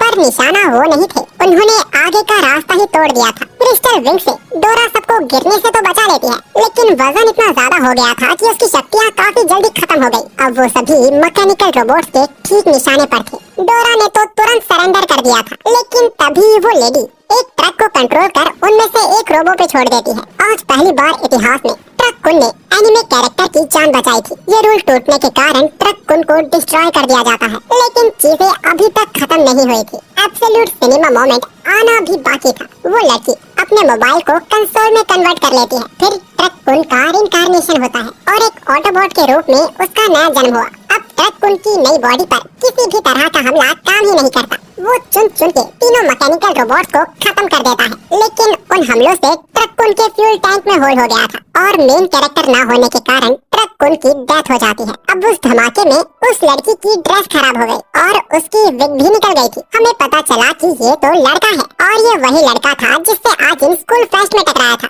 खैर, आजिन को फर्क नहीं पड़ता, वो उसे उनकी टीम ज्वाइन करने को कहता है। इस लड़के का नाम स्टैन है और स्टैन इनका साथ देने के लिए राजी था। इसके बाद स्टैन उन्हें अपने घर लेकर आया, जो कि चलती फिरती वाइफ वैन थी। यहाँ पे म्याओ और डोरा इनकम्फर्ट फील कर रही थी। आजिन सीधा मुद्दे की बात करता है, उसे सभी डिस्ट्रॉयर्स के बारे में जानना था। स्टैन उन्हें ये ग्राफ दिखाता है। स्टैन कुछ वक्त से सैटेलाइट का यूज कर अर्थ सरफेस पे मौजूद स्पिरिचुअल एनर्जी के उतार चढ़ाव पर गौर कर रहा था। ये ग्रीन डॉट वो स्पिरिट्स हैं जो अभी तक जागी नहीं है, और ये रेड डॉट डिस्ट्रॉयर्स हैं जो कि बहुत ही कम है। लेकिन ये डाटा 1 मंथ पुराना है और हाल ही के डाटा के अकॉर्डिंग ये रेड डॉट बढ़ते जा रहे हैं, जिसका मतलब था कि डिस्ट्रॉयर सभी स्पिरिट्स को हासिल करने की कोशिश कर रहे हैं। अब स्टैन हमले की रात का डाटा दिखाता है। हार्लिंग कैसल में कई सारे स्पिरिट्स के होने का सिग्नल दिख रहा था, मतलब कि हमला करने का मकसद इन स्पिरिट्स को कब्जे में करना था। अब स्टैन एक और डाटा डाटा दिखाता है जिसके अकॉर्डिंग शहर में कभी इतनी समनिंग नहीं हुई थी। लेकिन 17 मार्च के बाद से स्पिरिट्स पावर में उथल पुथल काफी ज्यादा होने लगी। नई नई स्पिरिट्स अचानक से जागने लगी और 17 मार्च के बाद से ही डिस्ट्रॉयर्स भी हरकत में आ गए। असल में ये वही तारीख थी जब आजिन ने डोरा को समन किया था। तो क्या ये सब डोरा के कारण हो रहा है? जब भी डोरा अपनी मेमोरीज याद करने की कोशिश करती है उसका दिमाग फट जाता है। खैर, इस पजल को सॉल्व करने के लिए वो लोग और पीसेस की तलाश में हार्लिन कैसल आते हैं, जो कि उस रात के बाद से आज एक खंडर बन चुका है। स्टैन वहाँ के पूरे इलाके को स्कैन कर लेता है। उसे हार्लिन फैमिली का कैमरा स्पिरिट मिला। उसकी मेमोरी को स्कैन करके उसे रॉक स्पिरिट के बारे में पता चला। उसने कैसल पर वर्म होल का यूज करके हमला किया था। इस तरह उसने कैसल की सुरक्षा को चकमा दिया। वर्म होल को भी किसी डायमेंशनल समनर ने ही समन किया था। इसके बाद उन्हें फ्लेम के बारे में पता चलता है, जो कि एक एलिमेंटल समनर है और एक्सप्लोसिव हमले करती है। फिर म्याओ का भाई, जो कि एनिमल समनर है। अब स्टैन आजिन से पूछता है कि वो अचानक बेहोश कैसे हो गया था। आजिन एक्सप्लेन करता है कि उसे एक अच्छा सपना आया था जिसने अचानक एक डरावना रूप ले लिया था। स्टैन उन्हें 5वां डिस्ट्रॉयर दिखाता है, जो कि था गोजा, जो कि शायद इल्यूजन क्रिएट कर सकता है। फिर आती है शैडो, जो कि परछाई में छिपकर हमला करती है और उसका एक हमला ही जान लेने के लिए काफी है। और आखिर में आता है इन सभी का बॉस, जिसकी पावर सिर्फ स्पिरिट्स को एब्जॉर्ब करना ही नहीं है, बल्कि वो किसी की सोल को उसके शरीर से बाहर भी निकाल सकता है। इनका हमला करने का मकसद हार्लिन के अंडरग्राउंड सीक्रेट रूम में मौजूद सभी स्पिरिट्स को कब्जे में करना था, जो अब तक जागी नहीं है। डोरा बोलती है कि अगर उस रात हना के दादा न होते तो उसी दिन वो सब खत्म हो चुके होते। स्टैन भी डोरा की इस बात को मानता था। हार्लिन वाकई बहुत ताकतवर थे। अगर उस रात 1v7 ना हुआ होता तो शायद इतिहास हार्लिन के द्वारा ही लिखा जाता। खैर, आजिन को वहाँ एक अजीब पत्थर मिलता है। स्टैन ने उसे स्कैन किया और उसे पता चला कि ये रॉक स्पिरिट का एक टुकड़ा है जिससे हार्लिन की फाइट हुई थी। जब म्याओ ने उसे सूंघकर देखा तब उसे रेड स्पाइडर लिली फ्लावर की खुशबू आई। ये फूल पूरे शहर में सिर्फ एक ही इलाके में उगते हैं और आजिन वो जगह जानता था, दी स्टोन फॉरेस्ट, जो कि यहाँ से 300 किलोमीटर दूर है। स्टैन के सेंसर भी उस जगह स्पिरिचुअल एनर्जी के उथल पुथल होने के संकेत दे रहे थे, मतलब कि वहाँ उनका सामना एक न एक डिस्ट्रॉयर से हो सकता है। लेकिन क्या दावा है कि ये कोई ट्रैप नहीं होगा? वहाँ जाना मौत को पुकारने जैसा है। डोरा बड़े प्यार से कहती है, अगर हम उसे हरा नहीं पाए तो हम भाग जाएंगे। लेकिन ये साफ था कि किसी को मौत का डर नहीं था। वो सभी एक और एडवेंचर के लिए तैयार थे। अब सफर के बीच आजिन ने सभी को अपने हाथों का बना रामेन खिलाया और इतना स्वादिष्ट रामेन खाने के बाद जब उन्होंने जाना कि आजिन ने कभी खाना बनाना सीखा ही नहीं। असल में उसके तो कभी दोस्त ही नहीं थे। जब आजिन 5 साल का था उसे याद है कि उसके पेरेंट्स समय समय पर घर बदलते रहते थे। कुछ समय बाद उसके पेरेंट्स अचानक गायब हो गए। आजिन को उसके रिलेटिव्स नहीं पाला था जब तक वो खुद का ख्याल रखने के काबिल न हो गया। खैर, आजिन कहता है कि अब वो काफी अच्छी लाइफ जी रहा है। डोरा आजिन को दिलासा देती है और कहती है कि अब वो अकेला नहीं है। तभी म्याओ डोरा से उसके बारे में कुछ बताने को कहती है। डोरा बताती है कि वो 300 मिलियन ईयर से जी रही है और यही कारण है कि उसे ज्यादा अपने बारे में कुछ याद नहीं है। लेकिन जब भी वो याद करने की कोशिश करती है उसे काफी डरावने मंजर दिखाई देने लगते हैं और उसका सिर काफी जोर से दर्द करने लगता है। म्याओ कहती है कि ये तो एक ड्रामा की कहानी जैसा लग रहा है। तभी स्टैन बोलता है कि डोरा एकदम सच कह रही है। जब स्टैन ने डोरा का फुल बॉडी स्कैन किया तब उसने देखा कि डोरा की मेमोरीज को सील किया हुआ है। उनके पूछे जाने पर स्टैन जवाब देता है उसे कोई अंदाजा नहीं कि इस सील को कैसे तोड़ा जा सकता है। शायद के ड्रामा की कहानी की तरह कोई इमोशन या कोई ट्रॉमा डोरा की मेमोरीज को ट्रिगर कर सकता है। डोरा कहती है कि वो कितनी अबला है, उसके दिल को कैद किया है। उसकी क्यूटनेस को देख म्याओ अपने आप को रोक नहीं पाती और डोरा से चिपकने लगती है। और ये सब देख आजिन के हार्मोन्स उत्तेजित हो रहे थे। अगली सुबह तक वो लोग स्टोन फॉरेस्ट तक पहुंच चुके थे। आगे गाड़ी ले जाने का कोई रास्ता नहीं है। उन्होंने उड़कर पूरा रास्ता तय किया। इस पर यकीन करना मुश्किल है, लेकिन स्टोन फॉरेस्ट के बीचों बीच एक खंडर गांव मौजूद था, यानी कि ऐसी जगह में भी कभी लोग रहा करते थे। पर अब वो लोग कहाँ हैं? उनके साथ क्या हुआ? शायद ये हमें कहानी में आगे पता चल जाए। गांव के अंत में रेड लिली फ्लावर का पूरा समुद्र मौजूद था और उसके बीच एक कुटिया थी। उसी वक्त म्याओ को किसी के चलने की आवाज आई। वो सभी छिप जाते हैं। उन्होंने कुटिया से एक इंसान को निकलते देखा। वो सभी काफी हैरान हुए। स्टैन इस चेहरे को इंटरनेट पे ढूंढने की कोशिश करता है। म्याओ को उस आदमी से कोई स्पिरिचुअल एनर्जी नहीं महसूस हो रही थी। हो सकता है कि ये बस एक आम इंसान हो। यहाँ इंटरनेट की स्पीड काफी कमजोर होने के कारण स्टैन का डिवाइस भी अब तक कुछ पता नहीं कर पाया था। डोरा का तो दिमाग ही खराब होने लगता है। वो कहती है कि हमें उसे पीट कर खुद सच पता कर लेना चाहिए, पर आजिन उसे रोक लेता है। वो आदमी वापस कुटिया के अंदर चला गया था। काफी देर तक उन्होंने उस पर नजर रखी। डोरा तो वहाँ बोर होने लगती है। वो तो जमीन पर ही फैल गई थी। अचानक जमीन से एक चूहा बाहर निकलता है। डोरा उसे देख उछल जाती है। उस आदमी को उनके यहाँ होने का पता चल गया था। वो उनको देख हाय कर रहा था। आजी डोरा को लेके उसके पास जाता है। वो आदमी बोलता है, काफी साल हो गए यहाँ से किसी को गुजरता देख। आजी बताता है कि वो लोग स्टूडेंट हैं और फील्ड वर्क के काम से यहाँ आए हैं। वो आदमी कंफ्यूज हो गया क्योंकि वो बस आजी को ही देख पा रहा था। डोरा तो उसे दिखाई ही नहीं दे रही थी। डोरा खुश होकर बोलती है कि वो उसकी वजह से नहीं पकड़े गए हैं। आजी बात को संभालते हुए कहता है कि वो अपने क्लासमेट्स के साथ यहाँ आया है जो कि बाहर उसका वेट कर रहे हैं। उसने यहाँ घर देखा और कुछ खाने को खरीदने आ गया। वो आदमी आजी को टी ऑफर करता है और आजी मौका मिलने पर उसे फेंक देता है। वो आदमी आजी और उसके क्लासमेट्स के लिए काफी सारा खाना लेकर आया था। वो वाकई उनके साथ काफी काइंड हो रहा था। डोरा को तब लगने लगा था कि वो लोग गलत बंदे पे शक कर रहे हैं। वो आदमी कहता है कि वो लंबे वक्त से यहाँ अकेला रह रहा है। उसे अरसा बीत गया है किसी से बात किए हुए, इसीलिए वो आजिन को देखकर एक्साइटेड हो गया था। इसके लिए वो आजिन से माफी मांगता है। डोरा को वो इंसान काफी अच्छा लगने लगा था। अचानक वहाँ हवा तेज होने लगती है।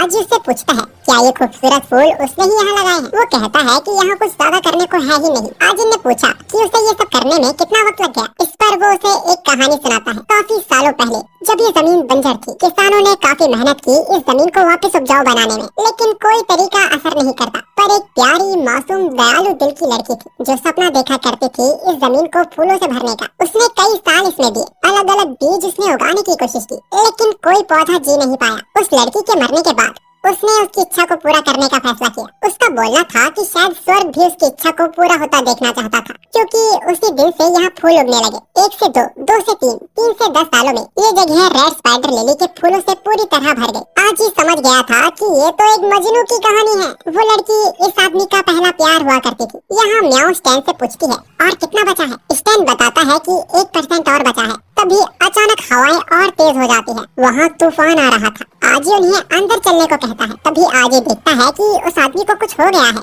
वो अजीब हरकत कर रहा था। फूलों को नुकसान होता देख वो घबराने लगता है और उसकी वो घबराहट पागलपन में बदल जाती है। स्टैन तुरंत खड़ा होता है और उस आदमी को तुरंत खत्म करने को कहता है। अचानक बिजली उस आदमी के ऊपर गिरती है। उसकी बॉडी ट्रांसफॉर्म होने लगी थी। वो आदमी उनकी हेल्प मांग रहा था, पर अब तक बहुत देर हो चुकी थी। वो आदमी द डिस्ट्रॉयर में कन्वर्ट हो गया था। उसने तुरंत आजी पर हमला कर दिया। म्याऊ उसे रोकने की कोशिश करती है, लेकिन रॉक बॉडी पर म्याऊ के पंजे एकदम बेकार थे। जब वो म्याऊ पर हमला करने जाता है, तब आजिन और डोरा एक साथ उसके पीछे से हमला करते हैं, लेकिन उसके कठोर शरीर ने उनके वेपन्स को भी तोड़ दिया था। बेशक इस मॉन्स्टर पर मामूली हमले काम नहीं करेंगे, पर डोरा के पास उसका एक इक्का बाकी है। लेकिन उसे समन करने के लिए उसे आजिन के साथ थोड़ा वक्त चाहिए था। म्याऊ अपनी रफ्तार के साथ रॉक को भटकाए रखती है। म्याऊ की स्पीड के साथ म्याऊ के पास एडवांटेज था, लेकिन बाय चांस रॉक ने उसे पकड़ लिया था और उसके एक ही हमले में म्याऊ चित हो जाती है। इससे आगे वो लड़ने की हालत में नहीं थी, पर आजिन और डोरा को और वक्त चाहिए था। मजबूरन स्टैन को ही रॉक से लड़ना पड़ेगा। स्टैन कहता है, अगर वो इस लड़ाई में मारा जाए तो सारे एनिमे, मांगा और एक्शन फिगर उसकी कब्र पे चढ़ाना। अब स्टैन उसी के सामने उसका जो डाटा उसे मिला है उसको पढ़ने लगता है। इसका असल नाम मोडुओ है, 26 साल का आदमी जो कि अर्थ समनर है। स्टैन यहाँ होलोग्राम का यूज करके मोडाओ के हर हमले से बच रहा था। स्टैन बताता है कि मोडुओ किसी ट्रॉमा से गुजर रहा है, जिस कारण इसको या तो स्प्लिट पर्सनैलिटी डिसऑर्डर है या फिर ये दिमागी रूप से बीमार है। मोडुओ अपना काबू खो रहा था। वो एक साथ इतनी एनर्जी रिलीज करता है कि स्टैन के सारे होलोग्राम खराब हो जाते हैं। उस हमले में स्टैन भी मारा जाता अगर आजिन बीच में न आता। आसपास की जमीन फट चुकी थी। इतने सारे कंकाल यहाँ देख आजिन समझ चुका था कि गांव वालों के साथ क्या हुआ था। मोडुओ उन पर वापस हमला करता है, लेकिन अब कोई भी हमला उन पर बेकार था, क्योंकि डोरा के साथ आजिन एक नई ताकत को महसूस कर पा रहा था। डोरा आजिन के साथ अपनी मेमोरीज को शेयर कर रही थी, अपने वेपन्स, अपनी तकनीक वो आजिन के माइंड में ट्रांसफर कर रही थी। डोरा कहती है कि सोचो मत, सिर्फ हमला करो। आजिन उस पर होली स्पेयर से हमला करता है। उस अटैक से मुडाओ टूटने लगा था। आजिन की ये नई फॉर्म अल्ट्रा इंस्टिंक्ट जैसी थी। उसको अपने शरीर को ढीला छोड़ देना है और खुद अपने शरीर को लड़ने देना है। स्टैन आजिन को उसके कोर पर हमला करने को कहता है। आजिन ऐसा ही करता है। उसने एक डैगर को उसके कोर में घुसा दिया था और थॉर हैमर से उसको चित कर देता है। मुडाओ वापस अपने ह्यूमन फॉर्म में आ गया था। स्टैन तुरंत उसके कोर को डिस्ट्रॉय करने को कहता है, लेकिन मुडाओ उन्हें ये करने से रोक रहा था। उसका कहना था कि वो अभी नहीं मर सकता और अगर उन्होंने उसे मार दिया तो कुछ ऐसा भयानक होगा जो किसी के रोके से नहीं रुकेगा। डोरा बोलती है, हम तुम्हारी कहानियों में फिर से नहीं फंसेंगे। मुडाओ कहता है कि उसने कुछ भी झूठ नहीं बोला था। मुडाओ फिर से उन्हें अपनी कहानी सुनाता है। उसका जन्म एक कर्ज के साथ हुआ था। उसके शरीर में एक इविल स्पिरिट का भी हिस्सा था जो हमेशा उसके शरीर पर काबू करने की कोशिश करती थी। मुडाओ के जन्म के वक्त ही उसकी माँ की मौत हो गई। तंग आकर मुडाओ के फादर ने भी सुसाइड कर लिया। पूरा गांव मुडाव को शैतान मानता था। जब भी कोई मुडाव को तंग करने की कोशिश करता, मुडाव का वो शैतानी हिस्सा उस पर जानलेवा हमला कर देता था। गांव वासियों ने मुडाव को एक पिलर से बांध दिया। बिना खाना और पानी के मुडाव कुछ भी खाने लगा था। तब एक लड़की को उस पे दया आ गई। उसने उसे अपने हिस्से का खाना दिया और कहा कि वो उसके लिए फिर खाना लेकर आएगी, लेकिन ये हम दोनों का ही सीक्रेट रहेगा। उस दिन के बाद से ही वो लड़की रोज वहाँ आती थी और अपने हिस्से का आधा खाना वो मुडाव को देती थी। इस लड़की का नाम आहुआ था। वो स्टोन विलेज में फूल उगाने का सपना देखा करती थी। 832 बार उसने कोशिश की, लेकिन वो हर बार नाकामयाब हो जाती। फिर भी वो हार नहीं मानती थी। उसे अपने सपने पर यकीन था। मुडाव उससे एक बीज मांगता है। अब कहानी एक हफ्ते आगे जाती है। हमने देखा कि मुडाव ने अपने हाथों पर एक फूल उगा लिया है। आहुआ उसे थैंक्स कहकर उससे चिपक जाती है। यही पल मुडाव को एहसास हुआ उसके पास भी एक नायाब चीज है जिसको उसे प्रोटेक्ट करना है। ऐसे ही उन्होंने कई साल एक साथ बिता दिए। अब इन कुछ सालों में गांव में थोड़े बदलाव आने लगे। लोगों की फसलें नहीं उग रही थी।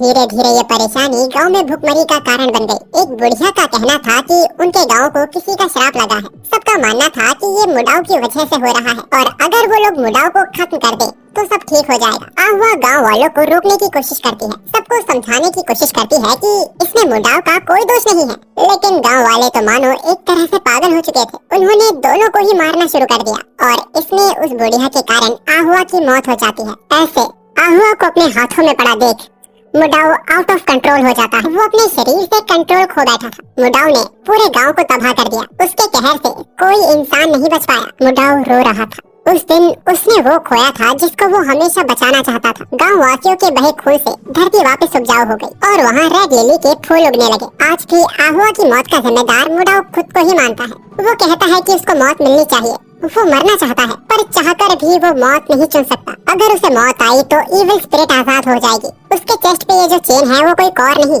बल्कि एक बैरियर है जिसने इविल स्पिरिट को कैद किया हुआ है। अब इसके आगे मुडाव कुछ बोल पाता। उसकी चेस्ट की चेन टूटने लगी थी। अचानक वहाँ की स्पिरिचुअल एनर्जी में उथल पुथल बढ़ने लगी थी। मुडाव की चेस्ट से काफी बड़ा स्पाइक निकलता है। हमें उस दिन का सीन दिखाया जाता है जब डिस्ट्रॉयर्स की पहली मुलाकात मुडाव से हुई थी। एक बच्चा जो अपने घुटनों पर बैठकर अपने फूलों के लिए रो रहा था। हार्ट ने उसकी मदद की। उसके अंदर मौजूद इविल स्पिरिट को उसने चेन से बांध दिया और एक मौका दिया वापस अपनी इंसानी जिंदगी को जीने का, अपनी खुशी ढूंढने का। और इसके बदले में हार्ट बस एक चीज चाहता था कि जब उसे मुडाव की जरूरत पड़े उसे आना होगा। ड्रीम कहता है अगर वो चेन टूटी तो असली शैतान आजाद हो जाएगा। यहाँ दूसरी तरफ मुडाव अपने अब तक के सबसे भयानक रूप में था। स्टैन बताता है कि मुडाव की धड़कनें रुक गई हैं। मुडाव की मौत हो गई है। मतलब कि अब मुडाव के शरीर पर पूरा कब्जा इविल स्पिरिट का था। उसके दहाड़ने से धरती से स्पाइक बाहर आने लगते हैं। उन सभी ने एक साथ हमला कर उसे हराने की कोशिश की, लेकिन उसके सख्त शरीर पर हमला सिर्फ खरोच जैसा था। मियाओ और स्टैन तो उसके हमले से बच भी नहीं पाते। अब सिर्फ आजी और डोरा बचे थे। एक बार फिर आजी थॉर हैमर से उस पर हमला करता है, पर थॉर हैमर भी उसके आगे टूट गया था। आजी ने अपने आप को संभाला और एक साथ कई सारे हमले किए और सिल्वर लेंस को उसके माथे से पार कर दिया। उनको लगा था कि उनकी जीत हो गई है, पर तभी वो स्पिरिट उस भाले को अपने माथे से बाहर निकाल देता है। उसके शरीर को उस हमले से भी कोई नुकसान नहीं हुआ था। इस दानव का कवच इतना मजबूत है कि शायद एक हमले में ही अगर पूरी ताकत लगा दी जाए तो हो सकता है कि वो इसे हरा पाए। इसके लिए आजी को डोरा की और ताकत चाहिए थी। आजी ने डोरा की समनिंग पावर से बहुत बड़ी स्वॉर्ड को समन किया, लेकिन नतीजा वो स्वॉर्ड भी उसके आगे टूट गई। उसके एक पंच में ही आजी बेहोश हो जाता है। डोरा उसे उठाने की कोशिश कर रही थी। हम देखते हैं कि आजी किसी अल्टरनेट वर्ल्ड में पहुंच गया है। उसके आगे एक क्रिस्टल था जो कई चीनों से बंधा हुआ था। इधर वो मॉन्स्टर आजी पर लगातार मुक्के मारे जा रहा था, पर डोरा हर बार शील्ड लगाकर आजी को बचा रही थी। डोरा भी उसके सामने बेबस थी। इसके बावजूद वो आजी के आगे उसे बचाने के लिए खड़ी थी। उस दानव की आंखों से आंसू आने लगते हैं। अभी भी उस शरीर में मुडाव का कोई छोटा हिस्सा बचा था जो डोरा के अंदर आहुआ को देख पा रहा था। उसने दोनों पर काफी ताकतवर पंच मारा। यहाँ इस दूसरी दुनिया में जैसे ही आजी ने उस क्रिस्टल को छुआ, डोरा अचानक उस क्रिस्टल में तब्दील हो जाती है। अचानक वहाँ तलवारों की बारिश होने लगती है। हमने डोरा का एक नया ही रूप देखा, डरावना रूप देखा। डोरा ने बहुत बड़ी स्वॉर्ड को समन किया जिसके नीचे आकर उस दानव का अंत हो गया था। उस दिन सबने डोरा का असली गॉडेस रूप देखा। अब जब आजी को होश आया उसने डोरा को उसके लिए रोते हुए देखा। स्टैन और डोरा भी चलने फिरने तक की हालत तक बच चुके थे, पर वो लोग मुडाओ को नहीं बचा पाए। वैसे अब इस घटना के बाद उन्हें किसी डिस्ट्रॉयर को ढूंढने की जरूरत नहीं है, अब डिस्ट्रॉयर्स उन्हें ढूंढेंगे। उनके जाने के बाद सभी डिस्ट्रॉयर्स वहाँ आते हैं। मुडाओ को ऐसी हालत में देख वो सभी काफी हैरान हुए। हार्ट मुडाओ की मेमोरीज में झांकता है और वो सब देख लेता है जो भी यहाँ हुआ था। यहाँ दूसरी तरफ आजी का अब तक खून बह रहा था। डोरा उसके जख्मों को हील करने की कोशिश कर रही थी। मियाओ की भी हालत खराब थी। डर था तो बस इस बात का कि ऐसे मौके पर डिस्ट्रॉयर्स उन्हें ढूंढ ना ले, और तभी स्टैन का अलार्म बजने लगता है। काफी स्ट्रॉन्ग स्पिरिचुअल एनर्जी उनके आसपास डिटेक्ट हो रही थी। अचानक वैन के आगे एक पोर्टल से शैडो बाहर निकलती है। उसने वैन के 2 हिस्से कर दिए थे। क्रो भी उन पे अंधाधुंध हमले करने लगता है। प्लेन स्टैन और म्याओ को मार देती है। जमीन पर बेबस पड़ा आजी ये सब अपनी आंखों से देख रहा था। हार्ट बोलता है, बस हो गया। वो लोग स्पेस कटर से आजी के भी कई हिस्से कर देते हैं। अब जब आजी ने आंखें खोली तो वो स्पेस और टाइम के बीच फंसा हुआ था। अचानक एक आदमी उसके सामने आता है और वो आजी को बताता है कि जिस टाइमलाइन से वो है वहाँ उसकी मौत हो चुकी है। आजी के बाद उन्होंने डोरा को भी मार दिया था और उनकी समनिंग स्पिरिट्स को एब्जॉर्ब कर लेता है। आजी को बहुत ही गुस्सा आ रहा था। उसे अपने आप से ही नफरत हो रही थी। वो अनजान आदमी बोलता है, सबको हार की कीमत चुकानी पड़ती है, भले ही कीमत कितनी बड़ी हो। लेकिन अगर मैं तुम्हें 3 मिनट का वक्त दूं, तो क्या तुम सब ठीक कर पाओगे? आजी को उसकी बात कुछ समझ नहीं आती। उस आदमी ने अपना नकाब उतारा। वो आदमी और कोई नहीं, आजी के फादर थे। वो कहते हैं, जब ये सब खत्म हो जाए तो मुझे डीमन फर्नेस में मिलना, मैं तुम्हारा इंतजार कर रहा हूँ। अचानक आजी की आंखें खुलती हैं। वो समय वापस जिंदा हो गया था जब डोरा उसके जख्मों को भर रही थी। एक बार फिर डिस्ट्रॉयर्स का हमला होता है, लेकिन इस बार उन तीनों की जगह वैन में बॉम्ब मौजूद था। आजी के कहने पर उन्होंने वैन स्विच कर ली थी। यहाँ से सीधा आजी अपने घर हना को लेने आया, लेकिन ना तो वहाँ हना और ना वो प्लांट स्पिरिट मौजूद थी। डोरा तो डरने लगी थी कि कहीं उससे पहले यहाँ डिस्ट्रॉयर्स तो नहीं पहुँच गए थे। तभी आजी को वहाँ हना का छोड़ा लेटर दिखाई देता है। स्टैन काफी परेशान दिख रहा था। वो बताता है कि उसके पास एक अच्छी खबर है तो एक बुरी खबर। बुरी खबर थी कि डिस्ट्रॉयर्स की लोकेशन उनसे 2 किलोमीटर दूर दिखा रही है, और अच्छी खबर थी कि उनके पास हना का छोड़ा हेलीकॉप्टर था। इनविजिबल मोड ऑन करके वो लोग डीमन फर्नेस की ओर निकल पड़ते हैं। हना के छोड़े लेटर में भी डीमन फर्नेस का ही जिक्र था। उसने लिखा था कि वो उनका डीमन फर्नेस में इंतजार कर रही है। म्याओ ने भी डीमन फर्नेस के बारे में सुना था। जब वो अपने भाई को ढूंढ रही थी तब किसी ने उसे डीमन फर्नेस में उसके भाई को ढूंढने की सलाह दी थी। बोला जाता है कि डीमन फर्नेस वो जगह है जहाँ किसी एक को ताकतवर बनाने पे ध्यान दिया जाता है। स्टैन एक्साइटेड होकर बताता है कि वो जगह समनर्स के लिए एक मंदिर है। वो जगह एक अरीना है। जो भी डीमन फर्नेस के ट्रायल्स को पास कर लेता है उसकी गिनती ताकतवरों में की जाती है। सभी डिस्ट्रॉयर्स और हना के दादा भी वहीं से ग्रेजुएट हुए थे। कुछ लोग उस जगह को जन्नत मानते हैं तो कुछ लोगों के लिए वह जगह नर्क है। लेजेंड्स का कहना है कि डीमन फर्नेस की गहराइयों में कोई मिस्टीरियस स्पिरिचुअल एनर्जी या तो खजाना है। स्टैन इस जगह के बारे में इतना कुछ जानता है, लेकिन उसे भी नहीं पता कि डीमन फर्नेस कहाँ है। तभी आजी देखता है कि लेटर पर किसी जगह के कोऑर्डिनेट्स लिखे हुए हैं। स्टैन ने चेक किया और पता चला कि ये डीमन फर्नेस के ही कोऑर्डिनेट्स हैं, जो कि यहाँ से 7000 किलोमीटर दूर है। अगर इसी रफ्तार में ये लोग आगे बढ़ते रहे तो 7 घंटों में ये लोग अपनी मंजिल पर होंगे। लेकिन 7000 किलोमीटर का ये लंबा सफर इतना आसान नहीं होने वाला था। इनको सी ऑफ डेथ को पार करना था। वह जगह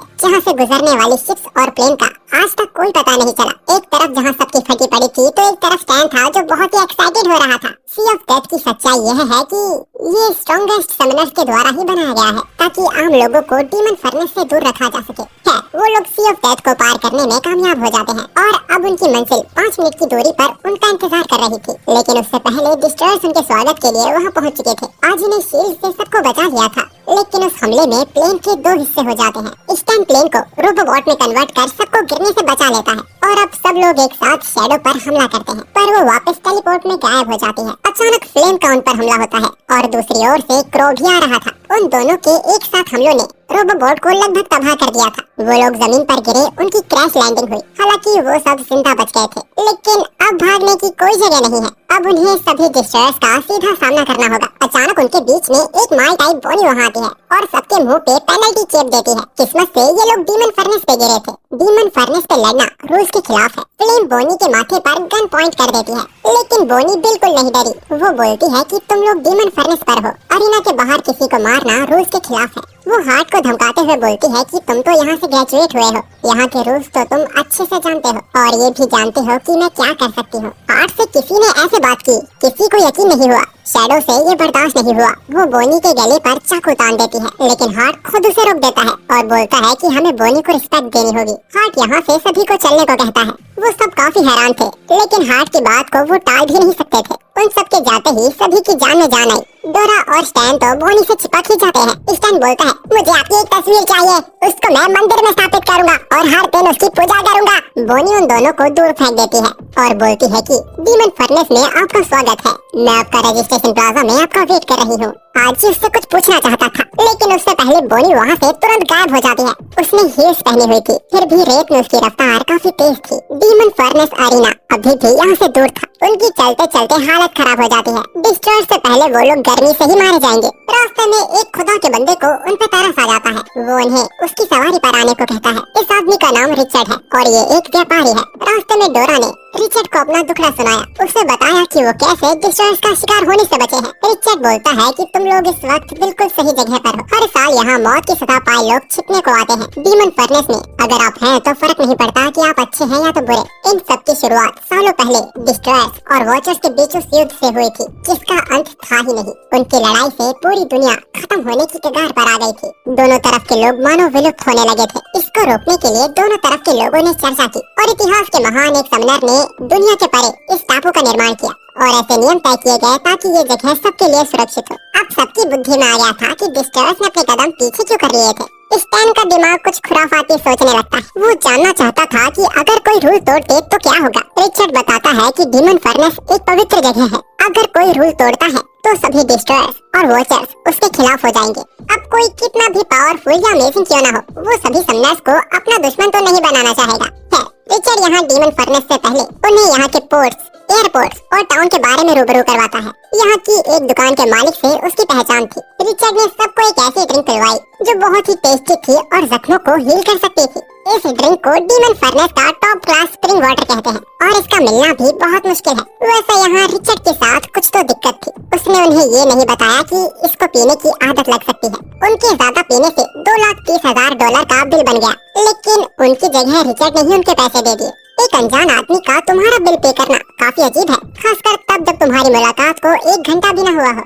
वो लोग डीमन फर्नेस में आगे बढ़ते हैं। यहाँ दिखने वाला हर कोई समनर है। हालांकि इस जगह को लूजर टाउन भी कहा जाता है, क्योंकि इस जगह वही लोग रहते हैं जो डीमन फर्नेस में हार जाते हैं और उनके पास वापस जाने के लिए पैसे नहीं बचते। अब थोड़ा आगे जाने के बाद उन्हें कपड़ों की शॉप मिलती है। वहाँ से शॉपिंग करने के बाद उनका $4 लाख का बिल बना, लेकिन यहाँ भी पैसे रिचर्ड ने ही दिए थे। रिचर्ड तो उन्हें और घुमाने की और शॉप दिखाने की बात कर रहा था, लेकिन इन पागलों की टोली के बीच एक समझदार था जिसको याद था कि वो यहाँ घूमने नहीं आए हैं। अब सीधा रिचर्ड उन्हें डीमन फर्नेस हॉल ले जाता है। वहाँ तक पहुँचने के लिए उन्हें लंबी सीढ़ियाँ पार करनी होगी। उनको पार करने के बाद उन्होंने देखा कि उनके जैसे कई समनर्स गेट के खुलने का वेट कर रहे हैं। दुनिया के हर कोने से यहाँ समनर्स आए हुए थे। सबको बताया जाता है कि डीमन फर्नेस में घुसने के लिए 4 दरवाजे हैं। पहले दरवाजे से जब आजी और बाकी सब घुसने का ट्राई करते हैं तो उन्हें पता चला कि अंदर घुसने के लिए उन्हें $200 मिलियन की एंट्री फीस देनी होगी। स्टैन ने तो किसी अमीर दादे का अकाउंट हैक कर लिया था, वो तो अंदर चला जाता है, पर बाकी 3 तो बेचारे बाहर ही रह गए थे। उन्हें कोई सलाह देता है कि उन्हें दूसरे दरवाजे से जाना चाहिए। दूसरे दरवाजे से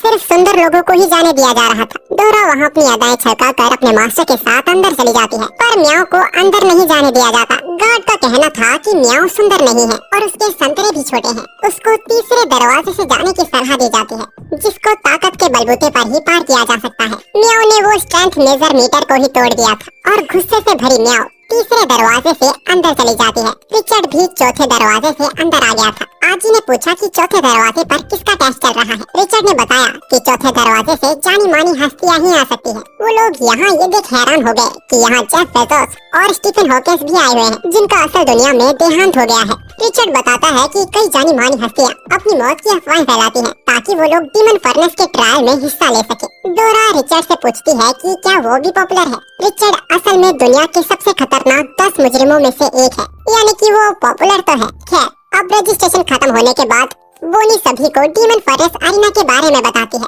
डीमन फर्नेस में टोटल 100 फ्लोर्स हैं। 1 से लेकर 20 फ्लोर खासकर कंपटीशन के लिए बनाए गए हैं। हर फ्लोर के साथ कंपटीशन मुश्किल होता जाएगा और जीत का इनाम भी दुगना होता जाएगा। यहाँ के 2 पुराने कैंडिडेट्स आपस में बात कर रहे थे कि कैसे वो इतनी बार ट्राई कर चुके हैं, फिर भी वो 5 और 3 फ्लोर से आगे ही नहीं जा पाते। रिचर्ड उनसे बात करता है और बताता है कि वो यहाँ 5वीं बार ट्राई कर रहा है, पर वो कभी भी 9th फ्लोर से आगे ही नहीं जा पाया। उनकी बातें सुन के डोरा बोलती है कि वो सभी फ्लोर्स को तबाह करते हुए सीधा 100th फ्लोर पे पहुंचेगी। उसकी बातें सुन के वो सबके लिए मजाक बन जाती है, क्योंकि आज तक 10th फ्लोर को भी कुछ चुनिंदा लोग ही पार कर पाए हैं। आज ही तो पूरे वक्त यहाँ ये सोच रहा था कि उसके फादर कौन से फ्लोर पर होंगे। बनी सबको चेक पॉइंट के बारे में बताती है। हर 10th फ्लोर के बाद सभी को अपना चेक पॉइंट अपडेट करना होगा। ऐसा ना करने पर उन्हें वापस से शुरू से शुरुआत करनी होगी। वैसे टूर्नामेंट कल से शुरू होगा, तब तक सभी कैंडिडेट इस लग्जरी होटल में आराम कर सकते हैं। अब बनी के चाहते ही म्याऊ को खाने की खुशबू आने लगती है। वो लोग उसके पीछे जाने लगते हैं। उनके पीछे रिचर्ड और वो 2 कैंडिडेट्स उनका मजाक उड़ा रहे थे कि डीमन फर्नेस में खाना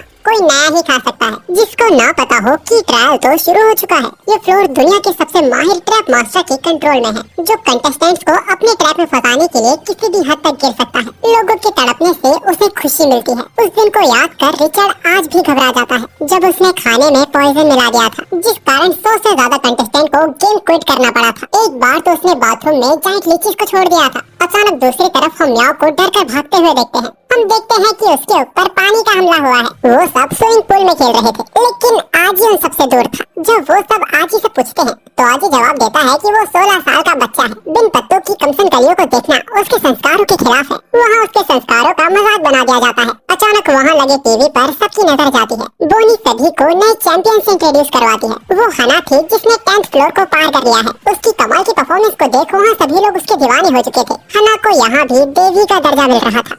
ये तो साबित हो चुका था कि हना यही मौजूद है। अब बस उनका हना तक पहुंचना बाकी था। अब स्विमिंग पूल में खेलने के बाद सभी लोग अपने रूम में जाते हैं। जब थोड़ी रात हो गई थी और वो लोग सो चुके थे, अचानक रूम का कवर उतरने लगता है। आजी की नींद टूटी। उसने देखा कि कमरा तो जानलेवा हथियारों से भरा हुआ है। धीरे धीरे कमरे की दोनों दीवारें पास आती जा रही थी। कमरे का दरवाजा और खिड़की दोनों से बाहर नहीं निकला जा सकता था। डोरा स्पेशल थी। वो अपने छोटे खंजरों से दीवार को तोड़ने की कोशिश करती है, लेकिन एक बार फिर उसके खंजर टूट जाते हैं। ये कोई मामूली ट्रैप नहीं था। इसमें यूज किया जाने वाला मेटल कोई आम मेटल नहीं था। कमरा छोटा होता जा रहा था। उनकी मौत काफी करीब थी। मौत के आखिरी पल में आजी को एक आइडिया आता है। उसने डोरा से पूछा क्या वो बस कोई हथियार ही समन कर सकती है। मौत के आखिरी पलों में डोरा दरवाजे की चाबी समन करती है, जिसका यूज करके वो बाल बाल बचे थे। अब हॉल का हाल भी बेहाल था। उनके कमरों का जैसा सभी कमरों का यही हाल था। अब जब आजी और डोरा को इतनी दिक्कत हुई, तो ये सवाल परेशान कर रहा था कि क्या म्याऊ और स्टैन सर्वाइव कर पाए होंगे।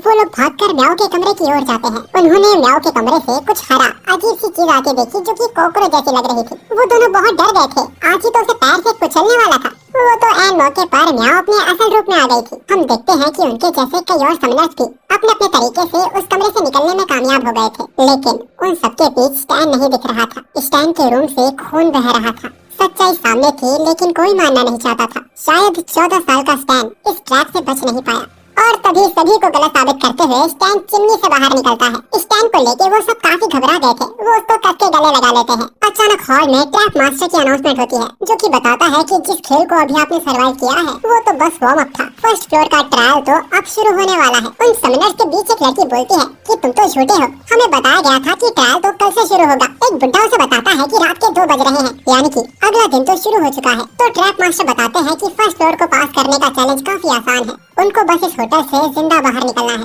और बस इस गेम का रूल है कि कोई रूल नहीं है। अचानक पूरे होटल में धमाके होने लगते हैं। इस पूरे होटल में कई खतरनाक ट्रैप्स जगह जगह पे बिछे हुए थे। सभी कैंडिडेट्स उसी ओर भाग रहे थे जिस रास्ते से वो लोग होटल में घुसे थे। अचानक रास्ते में बहुत बड़ा गड्ढा बन जाता है, जिसके अंदर वोल्केनो का लावा भरा हुआ था। कई लोगों के जैसे स्टैन भी उस लावे में गिर जाता है। आजी और डोरा स्टैन के साथ कई और लोगों की जान बचा लेते हैं। ये सब देख ट्रैप मास्टर खेल की डिफिकल्टी को और भी बढ़ा देता है। बीच में कई लोग अपनी जान खो गए थे, तो कुछ यहाँ ऐसे भी समनर्स आए थे जिनके लिए ये ट्रैप खिलौने के साथ खेलने जैसा था। यहाँ स्टैन को तो अब शक होने लगता है कि बाहर निकलने का कोई रास्ता ही नहीं है। आखिर उन्हें एक दरवाजा दिखाई देता है, जिसके ऊपर एग्जिट लिखा हुआ था। पर जब वो लोग उस डोर के पास पहुँचे, उन्होंने पाया कि इस पे तो कई और मैसेज भी लिखे हुए हैं, जैसे कि सावधान, झूठ, इस दरवाजे के पीछे खजाना है, डंजन बॉस तुम्हारा इंतजार कर रहा है। मतलब कि ऐसे कई मैसेजेस जो प्लेयर को कंफ्यूज कर सकते थे। आगे रिस्क उठाता है और उस दरवाजे को तोड़ देता है। वहाँ वो सभी समनर्स खड़े थे जिन्होंने ट्रायल को पास कर लिया था, और इन सबके बीच उनका इंतजार कर रहा था ट्रैप मास्टर।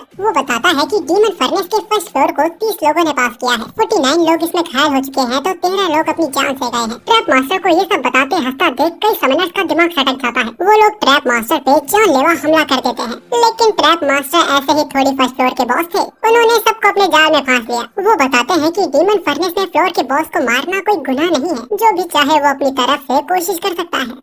ट्रैप मास्टर सभी को उनकी जीत का इनाम देते हैं। सभी के चेस्ट बॉक्स में अलग अलग इनाम था। और रैंडमली किसी को कुछ भी मिल सकता है। कुछ को सोना मिला तो कुछ को पैसा, तो कुछ को खजाने में फटे हुए सॉक्स। आज ही को कोई क्रिस्टल और सैफरन रिंग मिली थी, लेकिन अब तक स्टैन ने अपना बॉक्स नहीं खोला था। वो तमन्ना कर रहा था कि उसे सबसे कीमती खजाना मिला हो। स्टैन के बॉक्स में एक्सप्लोसिव आइटम भरे हुए थे और ट्रैप मास्टर के हिसाब से यही सबसे कीमती खजाना था। वो ट्रिगर दबाते हैं जिससे फर्स्ट फ्लोर टूटने लगता है और वो सभी लोग सेकंड फ्लोर पे जा गिरते हैं। वहाँ बहुत ही ज्यादा अंधेरा था। अचानक कोई टॉर्च ऑन कर उनके सामने आता है, जिसको देख वो सब बहुत डर गए थे। वो बॉनी थी जो सबका माइंड फ्रेश करने के लिए उनके साथ मजाक कर रही थी। खैर ये बात अलग थी कि किसी को मजाक पसंद नहीं आया, लेकिन कुछ भी बोलो चीज तो है। सेकंड फ्लोर की बॉस बोनी है। वो बताती है कि सेकंड फ्लोर का ट्रायल बहुत ही सिंपल और आसान है। सेकंड फ्लोर के ट्रायल में फर्स्ट फ्लोर के ट्रायल के विजेताओं की रेस होगी। पहले ट्रायल की तरह इस ट्रायल में भी कोई रूल नहीं है। बस जो शुरू के 15 समनर इस ट्रैक के 15 लैप्स पूरे करेगा वही अगले ट्रायल में जाएगा। बोनी बताती है कि ये रेस सभी के सामने फर्नेस टीवी पे लाइव होने वाली है, जिसकी कमेंट्री बोनी करने वाली है। मैं तो जरूर देखूंगा। रेस शुरू होने से पहले सभी समनर्स को 5 मिनट दिए जाते हैं वार्म अप के लिए।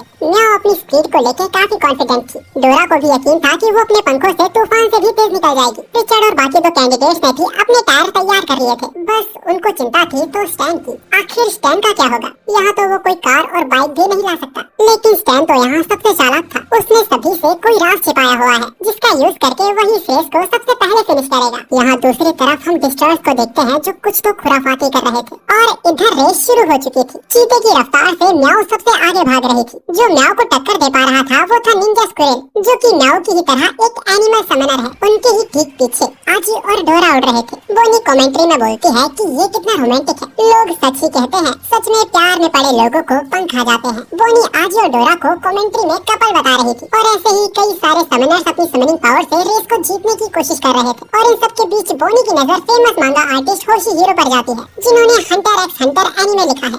लोग यहाँ हंटर एक्स हंटर की एंडिंग का वेट कर रहे हैं और यहाँ होशी हीरो ट्रायल में भाग ले रहे हैं। तभी कुछ होशी हीरो के फैंस उसे देख लेते हैं और पूछते हैं कि अब आप आगे मांगा कब शुरू करने वाले हैं। होशी हीरो को समझ आ गया था कि उसके निकलने का वक्त आ गया है। वो हवा में स्पीड लाइन ड्रॉ करके काफी तेज भागने लगता है। ऐसी रफ्तार से उन्होंने कई कंटेस्टेंट्स को पीछे छोड़ दिया था। जब उनमें से एक बोनी से उनकी कंप्लेन करता है तो बोनी गुस्सा हो जाती है और उसकी ही इंसल्ट कर देती है। और तभी एक तेज हवा का झोंका है जिसने बोनी को भी हैरान कर दिया। वो स्टैन था जो रॉकेट की सवारी कर रहा था। ऐसे ब्रह्मास्त्र के साथ तो उसका ही रेस फिनिश करना तय है। स्टैन ने ये मिसाइल मिलिट्री से चुराई है और शायद अब तक उन्हें इसका पता भी नहीं चला होगा। रेस के अधिकतर तेज लोगों ने लगभग सारे लैप्स पूरे कर लिए हैं और यही से रेस अब अपना एक नया मोड़ लेने वाली थी। कई कंटेस्टेंट्स को रियलाइज होने लगा था कि वो तेज नहीं है और इस रेस को जीतकर वो थर्ड फेज में नहीं जा पाएंगे। रेस को जीतने के लिए कंटेस्टेंट्स एक दूसरे पर ही हमला करने लगते हैं, जिसमें से रिचर्ड और वो बोना अपने ही दोस्त के हाथों शिकार हो गया था। लेकिन जब वो आजी पर हमला करने की कोशिश करता है तो आजी उसे सबक सिखा देता है। वही एक कंटेस्टेंट पूरे मैदान में जहरीली गैस फैलाने लगता है, जिससे वहाँ लोगों को सांस लेने में दिक्कत हो रही थी और कुछ तो ट्रैक से ही नीचे गिर जाते हैं। ये देख म्याओ को बहुत ही गुस्सा आ रहा था। वो स्नेक बाइट से उस पर हमला करती है, पर हवा पर कोई हमला कैसे काम करेगा?